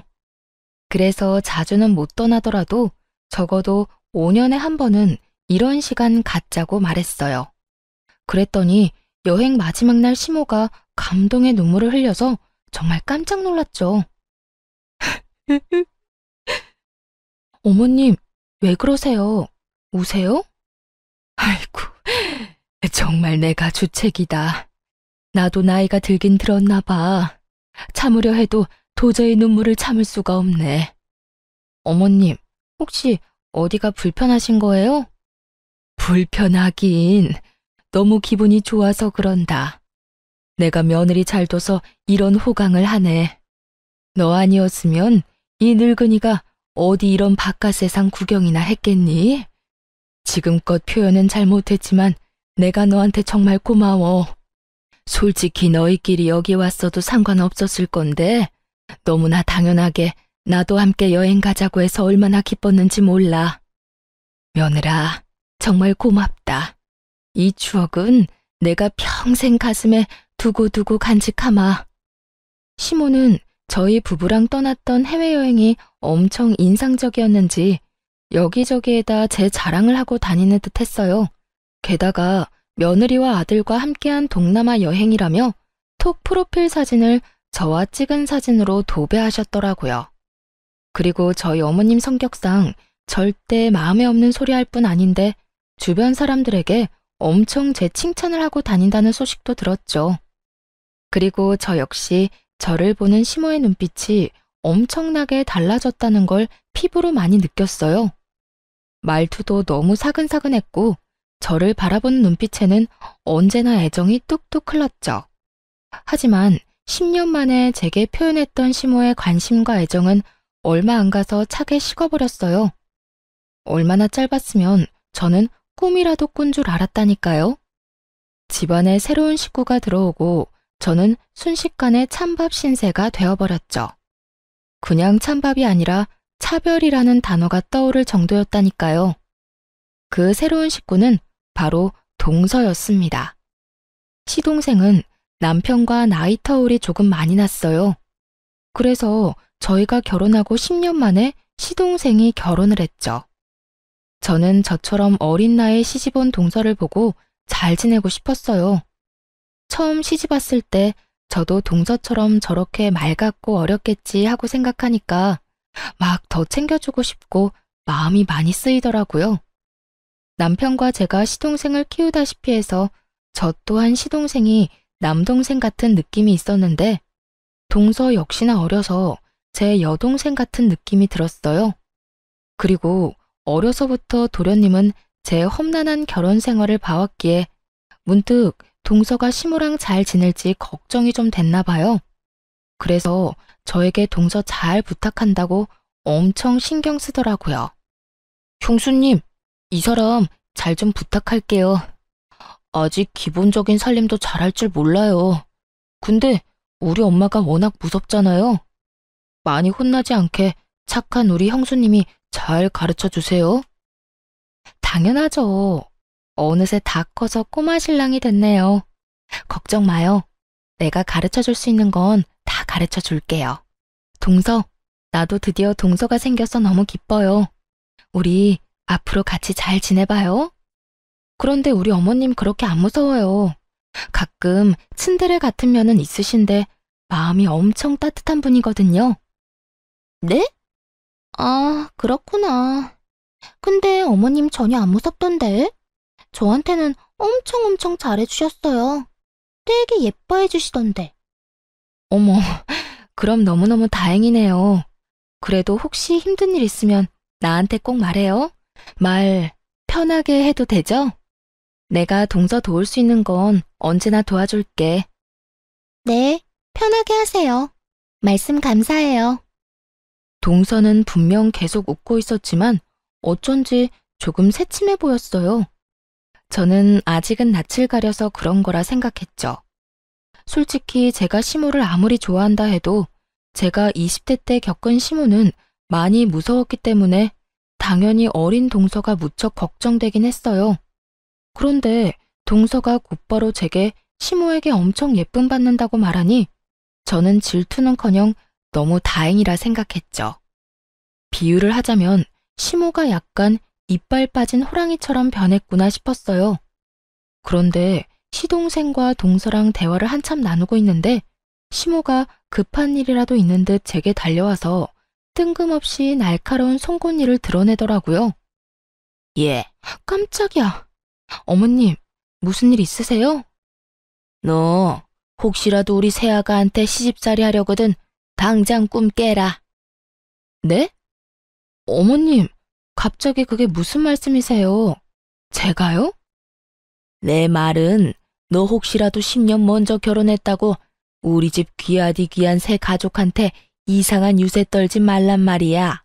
알겠니? 요즘 말로 그 뭐니? 꼰대라는 말이 있지 않니? 혹여나 못 연장자라고 알려준답시고 괜히 나서지 말고 우리 새아기 앞으로 너는 이 시엄마만 믿어라. 알겠지? 농담이라 하기에 시모의 말은 너무 따끔했고 그 표정은 저를 잡아먹을 듯 으르렁거렸어요. 저는 그 상황이 당황스러우면서도 동서 앞이니 민망하더라고요. 시모에게 며느리라 하면 당연히 저도 포함 아닌가요? 그런데 시모는 저는 마치 며느리가 아닌 것처럼 동서에게만 우리 귀한 며느리라 칭하면서 뜬금없이 제게 경고장을 날렸어요. 누가 보면 제가 동서한테 시집살이라도 하는 줄 알겠더군요. 엄마, 뭐 잘못 드셨어요? 갑자기 흥분해서 왜 그래? 우리 형수님이 그럴 사람이야? 너는 이 녀석아, 네 형수 편 들기 전에 새애기나 잘 챙겨. 다행히 그 상황이 저만 당황스러운 건 아니었나 봐요. 시동생 역시 황당하다는 듯 흥분한 시모를 뜯어말렸죠. 하지만 시모는 아랑곳하지 않고 침을 튀겨가며 제게 말했어요. 어린 동서가 혹시라도 마음고생하지 않게끔 눈치 주지 말고 잘 챙기라고요. 제게 신신당부하는 시모를 보는데 썩 기분이 좋지는 않았어요. 맹세코 동서를 미워하거나 그럴 마음 전혀 없었는데 괜히 시모가 동서 앞에서 이상한 소리 하니까 마음이 확 상했죠. 그런데 동서의 말에 저는 한 번 더 충격을 받았어요. 어머님 짱! 제 편 들어주셔서 감사해요. 저 너무 든든한 거 있죠? 아유, 예뻐라. 어쩜 저렇게 애교가 흘러넘칠까? 색이 너 보면 안 좋았던 기분도 다 좋아져. 분명 그 상황에서 동서가 할 적절한 말이 아니잖아요. 그냥 어려서 그런 거겠지 넘어가기엔 동서의 반응이 너무 이상하고 찝찝했어요. 게다가 동서는 그 상황을 즐기고 있는 듯한 얼굴이었죠. 하지만 갓 결혼한 서방님이 엄마에 이어서 너까지 눈치 없이 굴지 말라며 새색시인 동서를 혼내는 바람에 저도 따로 말은 덧붙이지 않았네요. 대신 어머님께는 참지 않고 말했어요. 아, 그러니까 어머님 말씀은 어머님이 저한테 그러셨던 것처럼 하지 말라는 거죠? 뭐? 걱정 마세요. 저는 워낙 누구한테 미운 말은 못하는 성격이라서요. 시모는 제 말 듣고 입을 꾹 다물더라고요. 얼굴 보니까 본인이 어떻게 행동했었는지 머릿속으로 막 떠올리는 듯 했어요. 동서는 둘째치고 갑자기 제가 시모한테 왜 미운 털이 박힌 건지 집에 가서 나름대로 그 상황을 분석해 보려 했어요. 분명 여행 후에 사이가 좋아졌다고 생각했는데 갑자기 저에게 적대적인 시모를 보면서 제가 모르는 어떤 이유가 있을지 모르겠다 싶었죠. 저도 모르게 무슨 실수를 한 건 아닐까 생각했는데 아무리 생각해도 이유를 찾을 수 없었어요. 그래서 한동안 시댁에 발길 딱 끊었어요. 그게 제가 유일하게 할 수 있는 표현이었죠. 10년 동안 시모에게 아무리 혼나도 시댁에 안 가겠다는 말은 해본 적 없는 저였거든요. 남편에게 시댁에 혼자 다녀오라고 하니까 아니나 다를까 저희 남편 엄청 놀라더군요. 당신 혹시 엄마랑 무슨 일 있어? 그게... 아니야, 별일 없었어. 나 좀 피곤해서. 오늘은 그냥 당신 혼자 어머님 댁 다녀올래? 그래, 푹 쉬고 있어. 그 대신 무슨 일 있으면 나한테 꼭 말하기다. 알겠어. 남편이 무슨 일 있냐고 묻는데 딱히 꼬집어서 말할 게 없더라고요. 아니, 어머님이 나를 갑자기 이유 없이 미워하는 것 같고 새로운 동서는 나를 별로 안 좋아하는 것 같다고 말하기엔 너무 유치하고 제 주장을 뒷받침할 만한 것도 없잖아요. 그래서 답답하지만 아무런 말도 못하고 그냥 넘어갔어요. 저희 남편은 눈치가 빨라서 혹시 나중에라도 무슨 일이 있으면 마음에 담아두지 말고 꼭 얘기하라고 신신당부했죠. 저는 정말 그게 제 자격지심이거나 오해라면 시간이 해결해주겠지 생각했어요. 조금 시간이 지나고 저는 제 마음이 괜찮아졌을 때 시댁에 갔어요. 시모와 동서는 제게 나쁜 의도가 없었는데 제가 그날 좀 많이 예민했던 걸 수도 있는 거니까요. 하지만 그동안 제가 혼자 생각한 게 저의 확대 해석이 아니라는 걸 시댁 가서 확실히 알았네요. 시모와 동서는 이제 대놓고 저를 배제하더군요. 둘은 저를 두고 눈길 한번 말 한마디 안 걸었어요. 그러고 둘이서 주말에 같이 쇼핑 가자, 데이트하자는 둥 둘만 하는 이야기만 계속했죠. 애초에 낄 생각도 없었지만 너무 티나게 저를 무시하는 덕분에 저는 그 자리에 없는 투명인간이라도 된 듯 했습니다. 어머님, 이번 주에 또 백화점 갈까요? 엄청 맛있는 디저트 집이 새로 오픈했대요. 그래? 네가 가고 싶으면 내가 같이 가야지. 역시 어머님 최고. 그럼 저번에 먹었던 솥밥 먼저 먹고 그 다음에는 후식으로 디저트 먹으러 갈까요? 아무렴, 우리 아가 너 하고 싶은 대로 다 해라. 난 네가 좋으면 다 좋아. 요즘 너 때문에 내가 웃는다. 내 친구들이 다 부러워해. 며느리랑 친한 친구처럼 잘 지낸다고 말이야. 진짜요? 저도 친구들이 다 부러워하는걸요? 어머님 같은 시어머니 세상 어디에도 없대요. 아이고, 참 말도 예쁘게 하지. 오랜만에 얼굴 본 저에게는 너 왔냐고 대충 말하더니 동서에게만 대놓고 친근함을 표시했어요. 저는 그냥 생각에 잠겨서 묵묵히 설거지만 했습니다. 설거지만 하고 금방 나가야지 생각했어요. 사실 설거지도 내팽개치고 집에 갔으면 됐는데 세월과 습관이 참 무섭더라고요. 저도 모르게 습관처럼 아무 생각 없이 고무장갑을 꼈거든요. 내가 딸이 없어서 그동안 외로웠어. 아들 둘만 있으니까 얼마나 삭막했는지 몰라. 이제 수연이가 내 딸 되어주는 거다. 저를 옆에 두고 대놓고 동서에게만 딸 어쩌고 하는데 솔직히 저도 사람인지라 너무 서럽더라고요. 제가 동서 나이 때 시모랑 친하게 지내려고 노력하면 땡 하고 찬바람 불었던 시모였으니까요. 그리고 얼마 전까지는 저한테 딸 어쩌고 했던 시모라서 그 심경의 변화가 궁금했어요. 그래서 저는 설거지를 급하게 끝내고 어머님 옆에 일부러 앉았어요. 이후로 시댁에 다시 안 온다고 해도 쌓인 서러움은 다 토해내고 싶었죠. 어머님, 저 조금 서운하라고 해요. 저는요? 저도 좀 껴주세요. 정말 10년 동안 저는 아무런 힘이 안 됐어요. 저번에 여행 다녀와서는 저보고 딸 같은 며느리라고 하셨었잖아요. 시모에게 대놓고 서운한 마음을 내비쳤는데 시모가 말로 제 가슴에 비수를 꽂더라고요. 어머, 너는 갑자기 징그럽게 왜 붓고 그러냐? 나이 어린 동서 앞에서 창피함도 모르고. 에이그, 저리 좀 가라. 왜 옆에 앉아서는? 그리고 그건 여행 가서 잠시 기분 좋아서 그랬던 거지. 시모는 기겁하며 저를 온몸으로 피했어요. 여행 보내줘서 고맙다고 평생 가슴에 간직하겠다며 울었던 사람은 도대체 어디 갔는지 모르겠더라고요. 저는 이제 더 이상의 노력은 하지 않아야겠다 생각했어요. 잘 지내보려는 내 노력들 다 부질없는 거였구나 싶었고요. 항상 나만 진심이었구나. 아주 머리를 세게 맞은 듯 얼얼한데 그때 구박받는 저를 보고 동서가 푹 하고 웃음이 터지는 게 아니겠어요?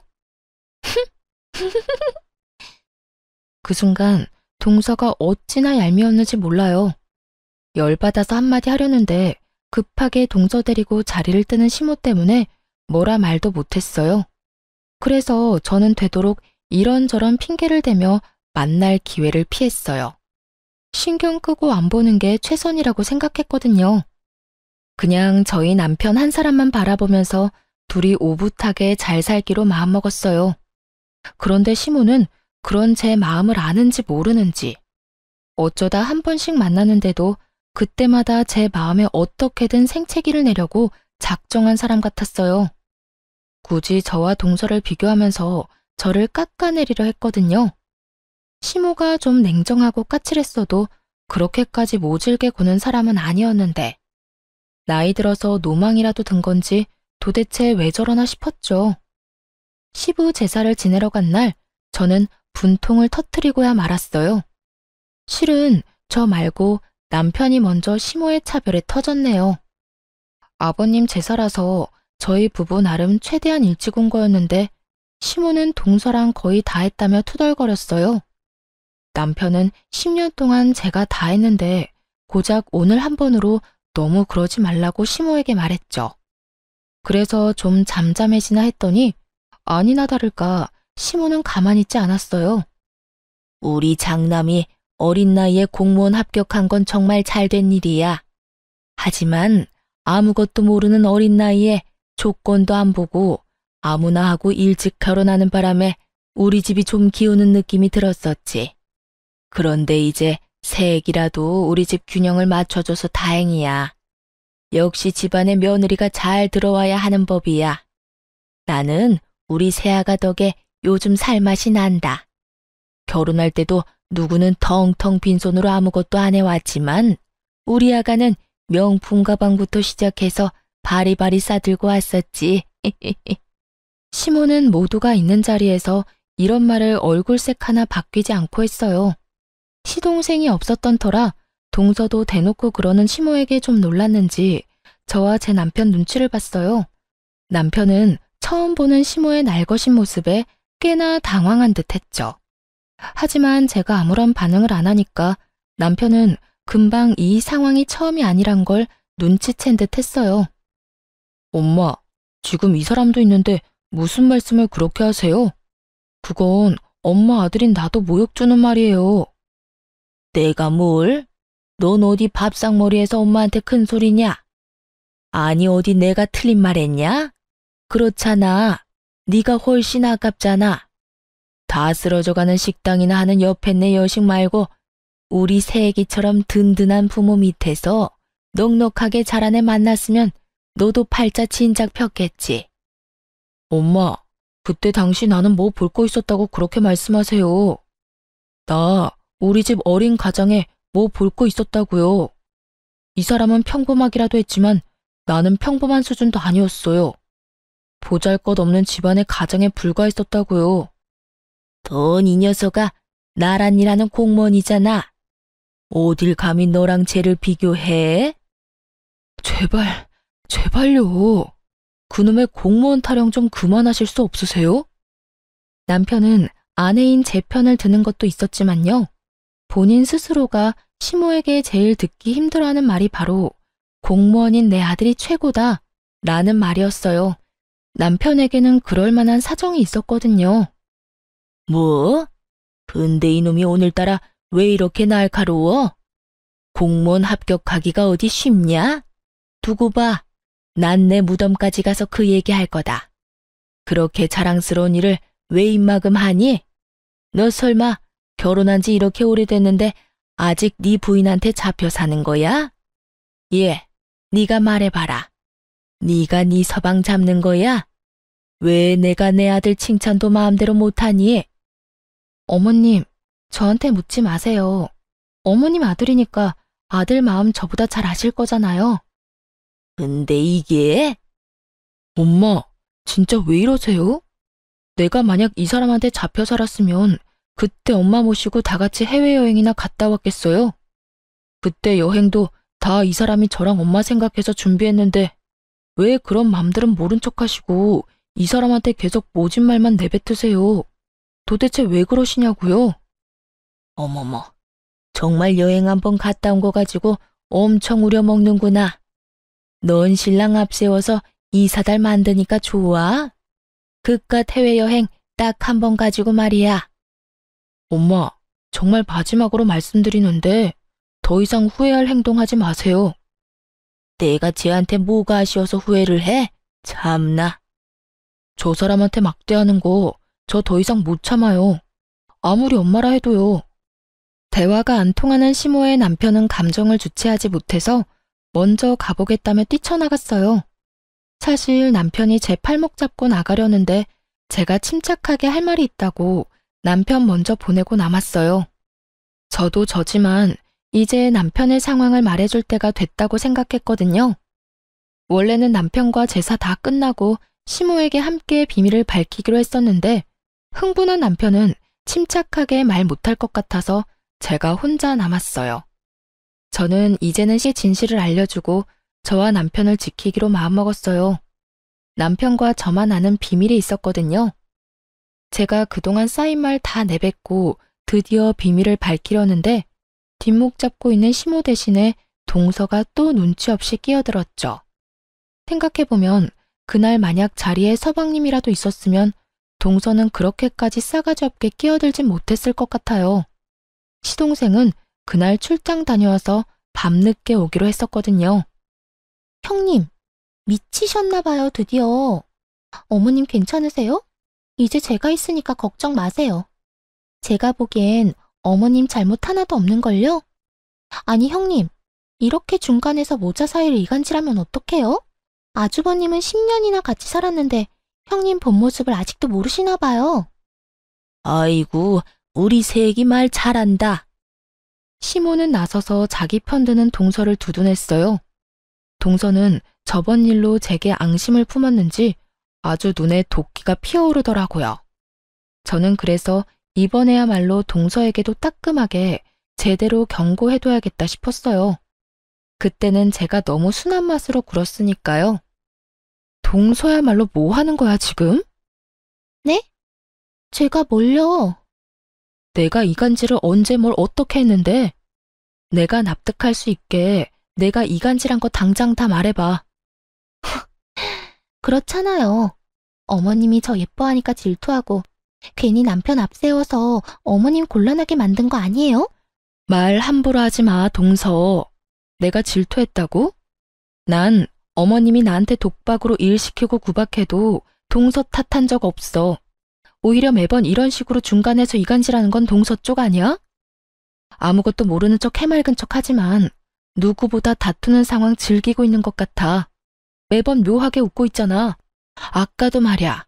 어머님이 나 무안 주실 때 입꼬리 올라가더라. 동서는 지금 그런 상황들이 웃겨? 소름 끼치니까 제발 그 표정이라도 숨겨주라. 만약 나였더라면 적어도 내가 끼어있는 입장이었다면 말이야. 화해를 도모하려고 노력은 못하더라도 이렇게 이간질은 안 했을 거야. 형님, 제가 언제 웃었다고 그래요? 제가 시원하게 일침 날리자 동서는 전곡을 찔린 것처럼 어버버거리더군요. 그도 그럴 것이 제가 맞는 말만 하니까 꽤나 당황했나 봐요. 동서는 자기가 언제 웃었냐며 목소리가 쥐구멍 들어갈 만큼 작아지더라고요. 그래서 저는 활용점정으로 그들에게 제대로 된 이간질이란 걸 알려주기로 마음먹었어요. 설마 내가 저번에 동서 편 안 들어줬다고 이러는 건 아니지? 어머님, 동서가 그러더군요. 세상에 딸 같은 며느리는 없다고요. 며느리는 며느리래요. 그러니까 어머님도 동서 좀 쉬게 주말에 전화 좀 그만하세요. 오죽했으면 사이 좋지도 않은 저한테 힘들다고 하소연했겠어요? 그게... 어머님, 그런 거 아니에요. 아니, 형님, 그걸 지금 여기서 왜 말해요? 그게 정말이냐? 아니 언제는 네가 먼저 주말마다 보자며. 어머님, 그게 아니라요. 아니, 저도 제 시간이라는 게 있잖아요. 너무 자주 연락 주시니까. 기가 막혀서 그래서 겨우 네 형님한테 내 뒷담화 했냐? 저는 동서에게 더 이상 까불지 말라는 눈빛을 쏘아주고 시모에게도 인사도 없이 시댁을 나왔어요. 흥분한 나머지 결국 남편의 이야기는 꺼내지도 못하고 나와버렸죠. 남편이 말하지 못했던 속사정을 여러분께 지금부터 알려드릴게요. 남편은 늘 저와 친정 부모님께 받기만 했다며 미안해했어요.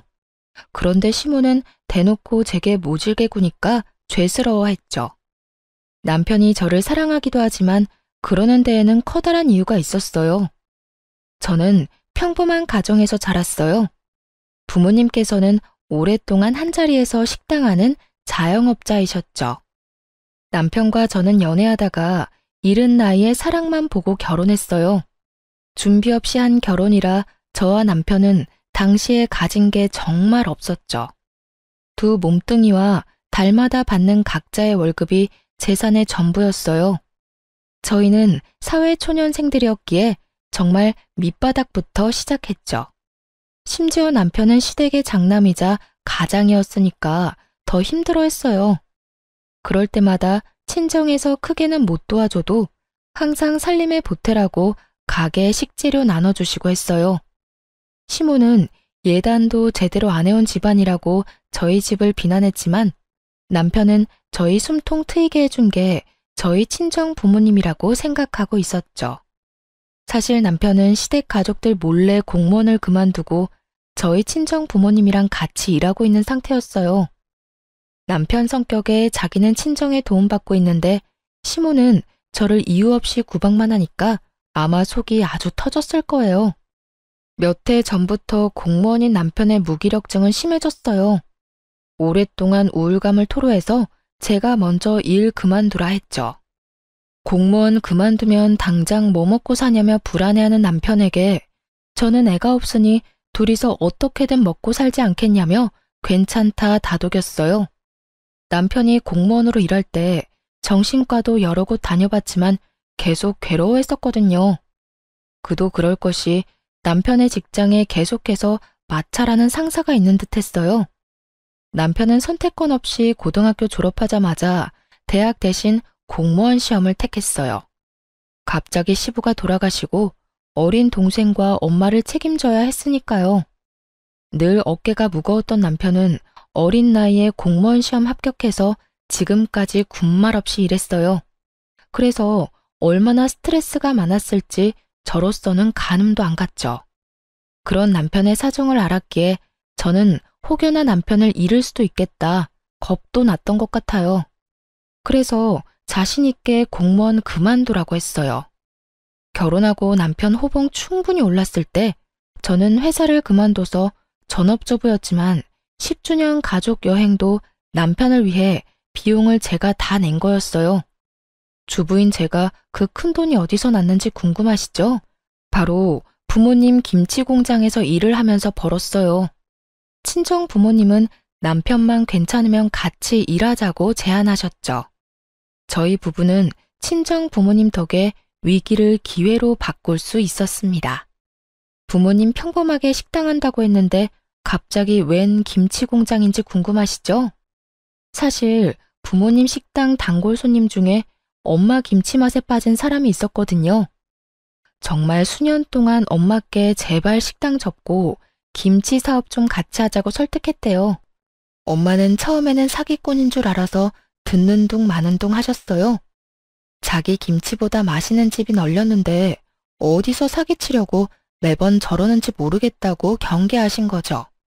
그러다 코로나 시기를 겪으면서 식당은 좀처럼 회복되지 않았어요.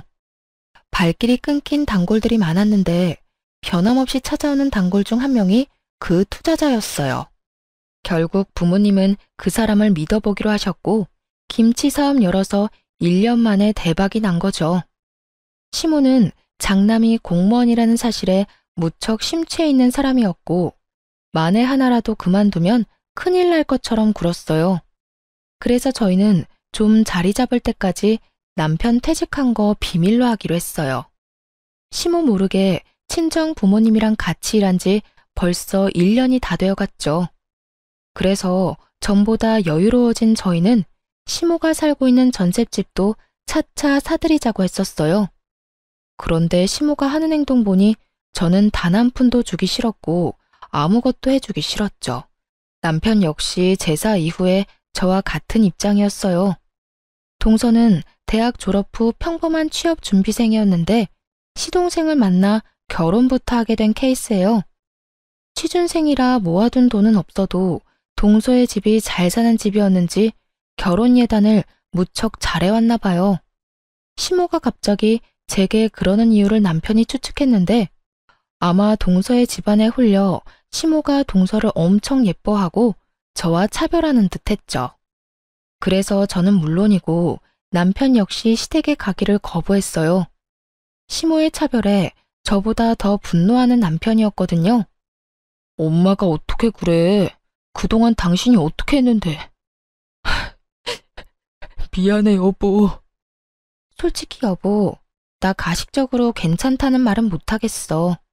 그런데 그렇다고 이게 당신이 미안해할 일은 절대 아니야. 어머님이 나한테 상처 줬는데 당신이 왜 미안해해? 그리고 엄청 못된 남편이었으면 구박받아도 무조건 시댁 가라고 했을 텐데 당신은 나한테 단 한 번도 그런 적 없잖아. 오, 당신 다시는 우리 엄마 집 안 가도 돼. 나 앞으로 엄마 얼굴 안 보고 살아도 된다고. 솔직히 나도 엄마 얼굴 보기 싫은데 당신은 오죽하겠어? 엄마가 당신한테 그러는 건 나한테 그러는 거랑 똑같아. 그랬더니 시모는 아들 통 얼굴 못 봐서 아쉬웠는지 제게 연락을 취하더군요.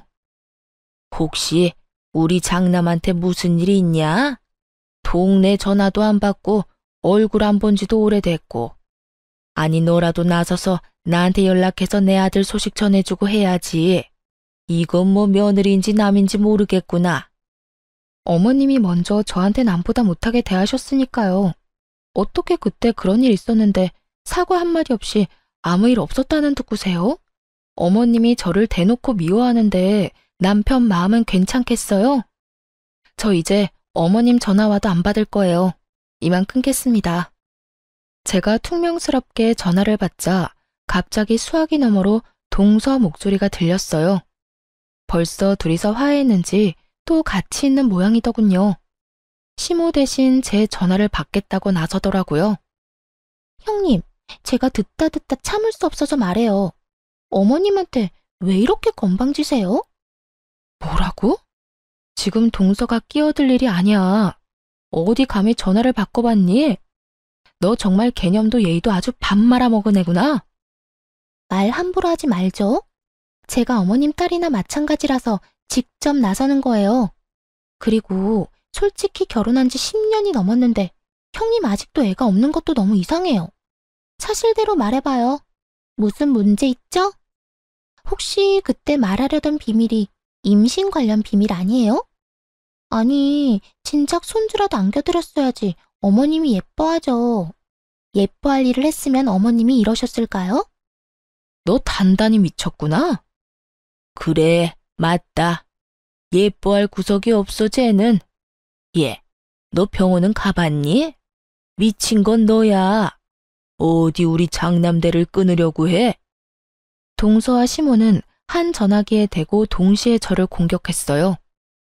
임신 이야기는 여자라면 누구에게나 예민한 주제인데 그렇게 함부로 얘기하는 동서를 보고 일반적인 사람은 아니구나 싶었죠. 저는 너무 기가 막혀서 전화를 확 끊어버렸습니다. 녹음 잘 되어 있길래 당연히 서방님한테 녹음본 보냈어요. 아무리 그래도 한참 윗사람인 제게 어머니 앞세워서 이러면 안 된다고요. 그래도 시동생은 정상이라서 제게 정말 미안하다고 사죄하더군요.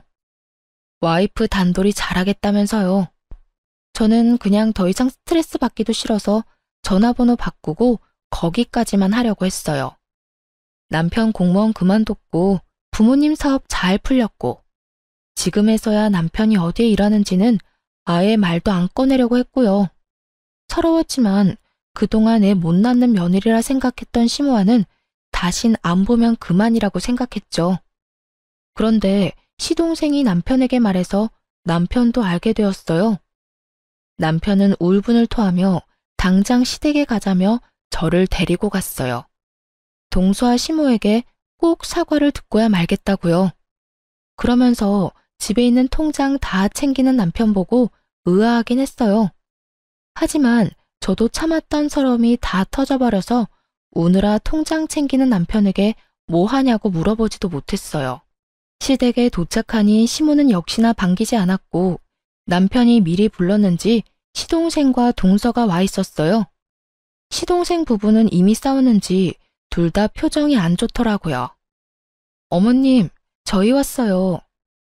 정말 마지막이라 생각하고 어머님이라 불러봤네요. 그런데 역시나 시모 인사도 안 받고 휙 고개를 돌리더라고요. 동서 역시 믿는 구석이 있으니 저나 남편에게 인사도 안 했고요. 모든 게 불편해 보이는 시동생만 저와 남편에게 아는 체를 했어요. 그래서 저는 이제는 당하고 싶지 않아서 세게 나갔어요. 동서는 이제 인사도 안 하기로 한 거야? 아직은 한 가족이잖아. 윗사람한테 똑바로 하자. 꼰대같이 왜 저래 진짜? 제가 왜요? 반가운 사람한테 인사하는 거라 배워서요. 부모님이 동서를 한참 잘못 가르치셨네. 뭐라고요? 너 왜 그래 진짜? 자기는 걱정 마. 어머님이 내 맘대로 하고 싶은 대로 해도 된다 했거든? 그리고 왜 자꾸 내 편 안 들고 저 여자 편만 들어? 너 누구 남편인데? 진짜 미쳤어? 시동생은 막 나가는 동서 앞에서 무척 당황해했고 시모는 아니나 다를까 그런 동서를 두둔했어요. 그래, 내가 세기한테 그래도 된다고 허락했다. 그 긴 세월 애도 안 낳았으면서 너는 도대체 뭘 믿고 어디서 유세냐? 네가 그동안 내 아들 나란 일할 때 한 게 뭐냐? 집에서 밥만 축내고 말이야. 우리 가문의 대를 이을 사람은 우리 새애기뿐이야. 너는 가망이 없잖니? 남편은 시모의 막말에도 동서의 시건방짐에도 전처럼 흥분하지 않았어요. 저도 피가 차게 식었지만 남편이 손을 잡길래 더 이상 나서지 않고 가만히 있었어요. 엄마, 고정하시고 제가 긴히 드릴 말씀이 있어서 왔어요. 엄마 전셋집 말이에요. 이제 그 집 살 수 있어요. 남편은 갑자기 집에서 챙겨온 통장들을 내밀었고 시모는 통장에 찍힌 큰 액수를 보고 깜짝 놀랐어요. 뭐, 정말이냐? 아이고, 역시 엄마 생각하는 건 우리 장남밖에 없다. 그럼 드디어 전세 생활 청산하고 내 집이 생기는 거야? 그런데 이게 금액이 많냐? 아니, 공무원 월급으로 가능한 액수가 아닌데, 장남 너 이 돈 다 어디서 난 거냐? 너 복권이라도 당첨된 거야? 응? 그런데 같이 통장 들여다보고 놀라던 동서가 이상하게 점점 표정이 안 좋아지더라고요. 어머님, 그런데 저한테 이 집 자가라고 하지 않으셨어요? 저는 지금까지 그렇게 알고 있었는데, 저희 엄마 아빠도 그렇게 알고 계셔서 그동안 제 결혼에 돈 많이 쓴 거예요. 이 집 저한테 물려주신다고 하셨잖아요. 아니, 곧 된다는 거였지, 아가. 걱정 마라. 너도 이 통장 액수 좀 봐라. 곧 내 말대로 그렇게 되겠지? 그래도 아직은 아닌 거잖아요. 자기야, 진짜 여기 전셋집이야? 엄마, 그런 거짓말을 왜 하셨어요? 그리고 여기가 엄마 집이라 했어도 당신이 뭐 했다고 받아.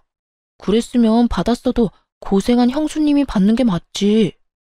시모의 거짓말에 노란한 동서는 서방님과 투닥거렸어요. 그때 남편은 조용히 좀 하라며 하던 말을 이어나갔죠. 네, 저 복권 당첨됐어요. 다들 말을 잊지 못하고 눈이 땡그레졌어요. 저 또한 남편에게 무슨 말이냐며 툭툭 쳤죠. 그런데 남편의 이어지는 말에 저는 살짝 감동했어요. 다름 아니라 이 사람이 1등 복권이더라고요. 이 사람 덕분에 나 공무원 그만두고 여기까지 왔어요. 뭐? 공무원을 왜 그만둬? 너 인연, 넌 이미 알고 있었지? 설마 저번에 말하려고 했던 비밀이 공무원 그만뒀다는 거야? 네, 맞아요. 이 사람 공무원 일 제가 그만두라고 했어요. 그런데 이게 미쳤나? 시모가 제 뺨을 올려붙이려는 순간 남편이 온몸으로 막았어요. 그제서야 남편은 할 말 다 해서 미련 없다는 듯 시모에게 대들었죠. 제발 그만하세요, 제발. 이제 엄마 아들이 돈은 넉넉하게 있어도 엄마한테 절대 못 써요. 왜냐고요? 이 돈 전부 이 사람이랑 장모님 덕에 벌었거든요.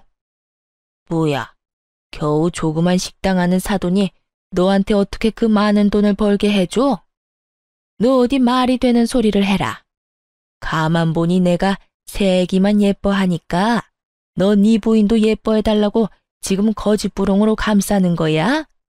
으이그, 지금 당장 이혼해도 시원찮다. 어디 감히 공무원 앞길을 막아?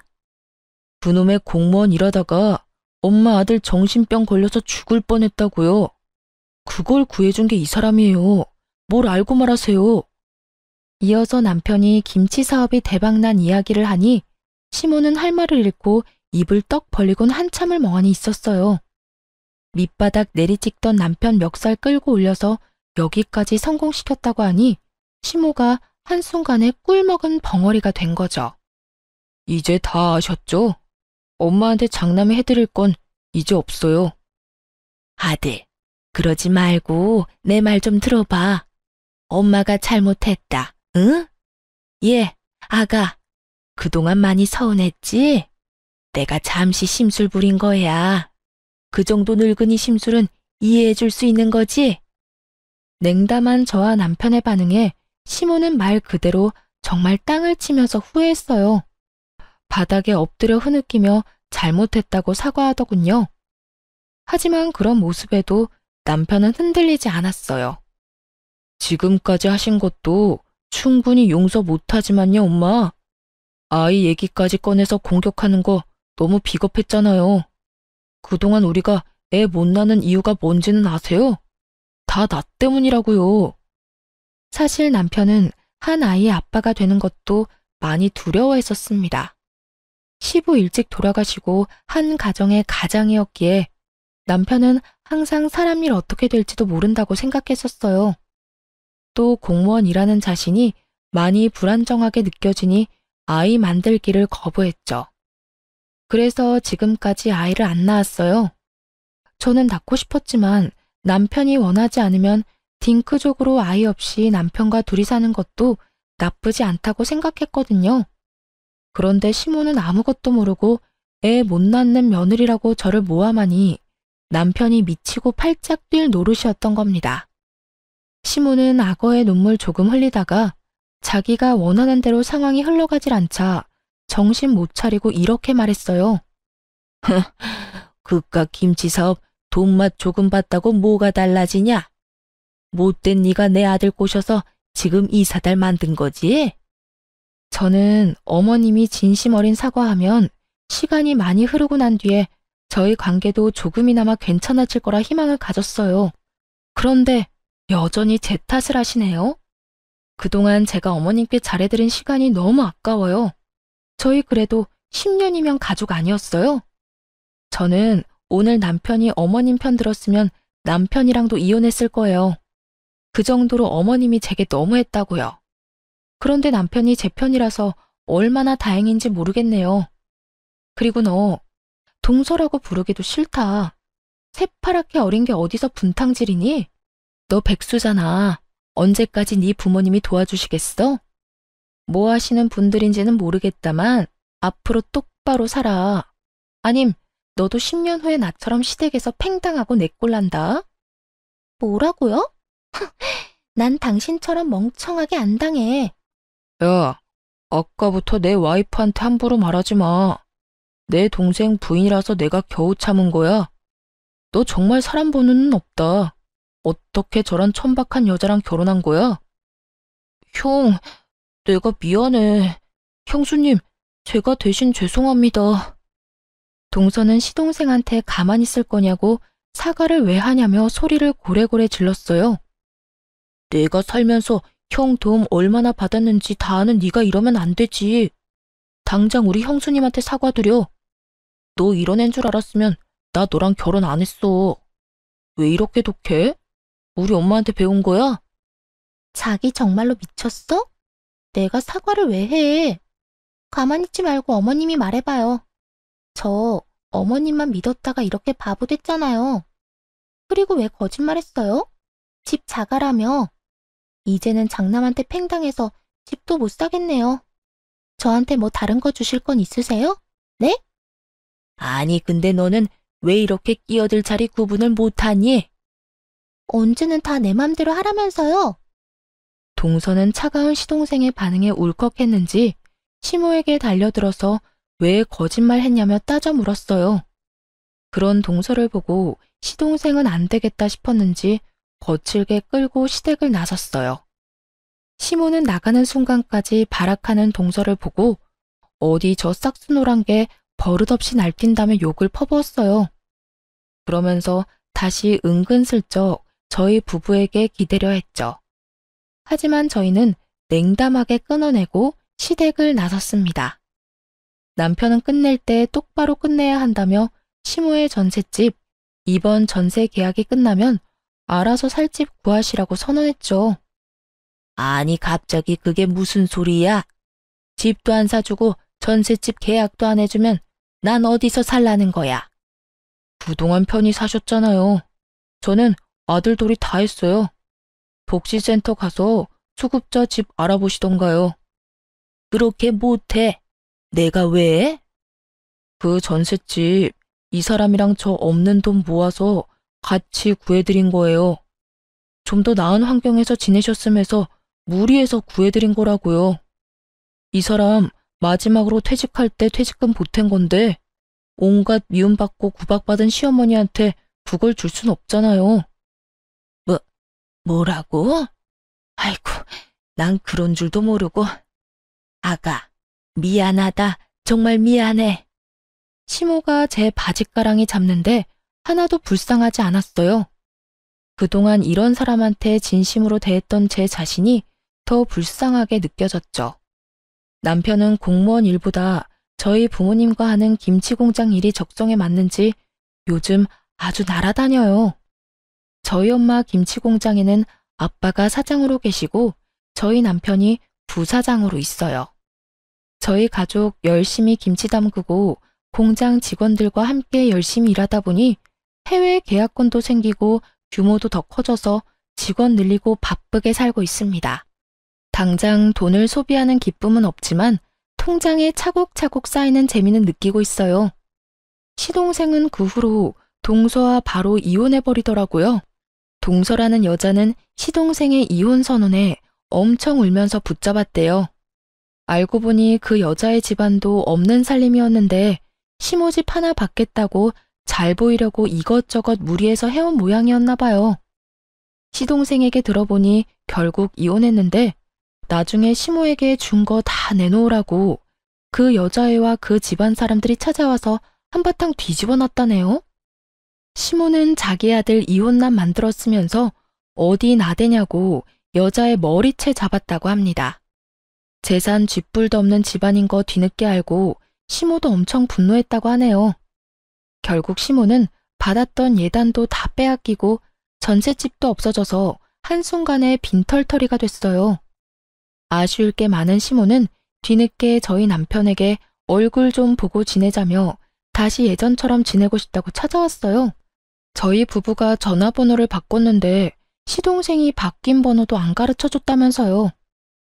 엄마, 2번 다시는 저 찾아오지 마세요. 제가 후회할 일 만들지 말라고 했잖아요. 몇 번이나 그만하라고 애원할 때는 안 들으시더니 저까지 이혼남 만들고 싶으면 이렇게 또 찾아오시고요. 오늘 이후로 엄마 얼굴 보이는 순간 저 공장이고 결혼 생활이고 다 포기하고 이 사람이랑 이혼 후에 엄마한테 갈 거니까 그렇게 하세요. 그럼 난 엄마 옆에서 아르바이트나 하면서 평생 살아야죠.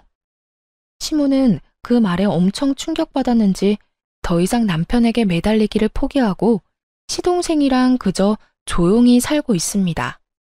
따지고 보면 제일 잘못 없는 시동생만 벌받고 있는 것 같네요. 착한 시동생은 이혼하고도 시모를 버리지 않고 모셨어요. 자기가 버리면 결국 형이 엄마를 모셔야 할 테니 자기가 모시겠다고요. 그리고 이렇게 말해줬어요. 형수, 형, 둘만 생각하고 행복하게 살아요. 엄마는 내가 알아서 할게요. 그동안 내가 2사람한테 받은 게 있잖아요. 저와 남편은 요즘 웃음이 끊이질 않아요. 스트레스였던 것들이 다 사라져서 그런지 남편은 예전처럼 약을 먹지 않아도 잠을 잘 자요. 저는 남들보다 조금 늦은 나이지만 자연 임신까지 성공했답니다. 마음의 건강을 되찾은 남편은 더 이상 아이를 가지는 것에 대한 두려움도 없어요. 임신했다고 하니 기뻐하면서도 늦은 나이에 아이를 갖게 해서 제게 너무 미안하다고 울더군요. 요즘 부부의 문제가 아닌 걸로 고부 갈등으로 이혼하는 사람들도 많잖아요. 하지만 저는 아무리 고부 갈등이 심해도 남편이 중심을 잘 잡아준다면 그 결혼은 깨지지 않을 수 있다고 충고해주고 싶어요. 제가 직접 겪어봤으니까요. 저도 만약 저를 지탱해주는 남편이 없었다면 저희 아기를 만날 수 없었겠죠? 그럼 여러분, 제가 부디 건강히 출산할 수 있도록 축복해 주시길 바랍니다. 지금까지 제 긴 사연 함께 들어주셔서 감사합니다.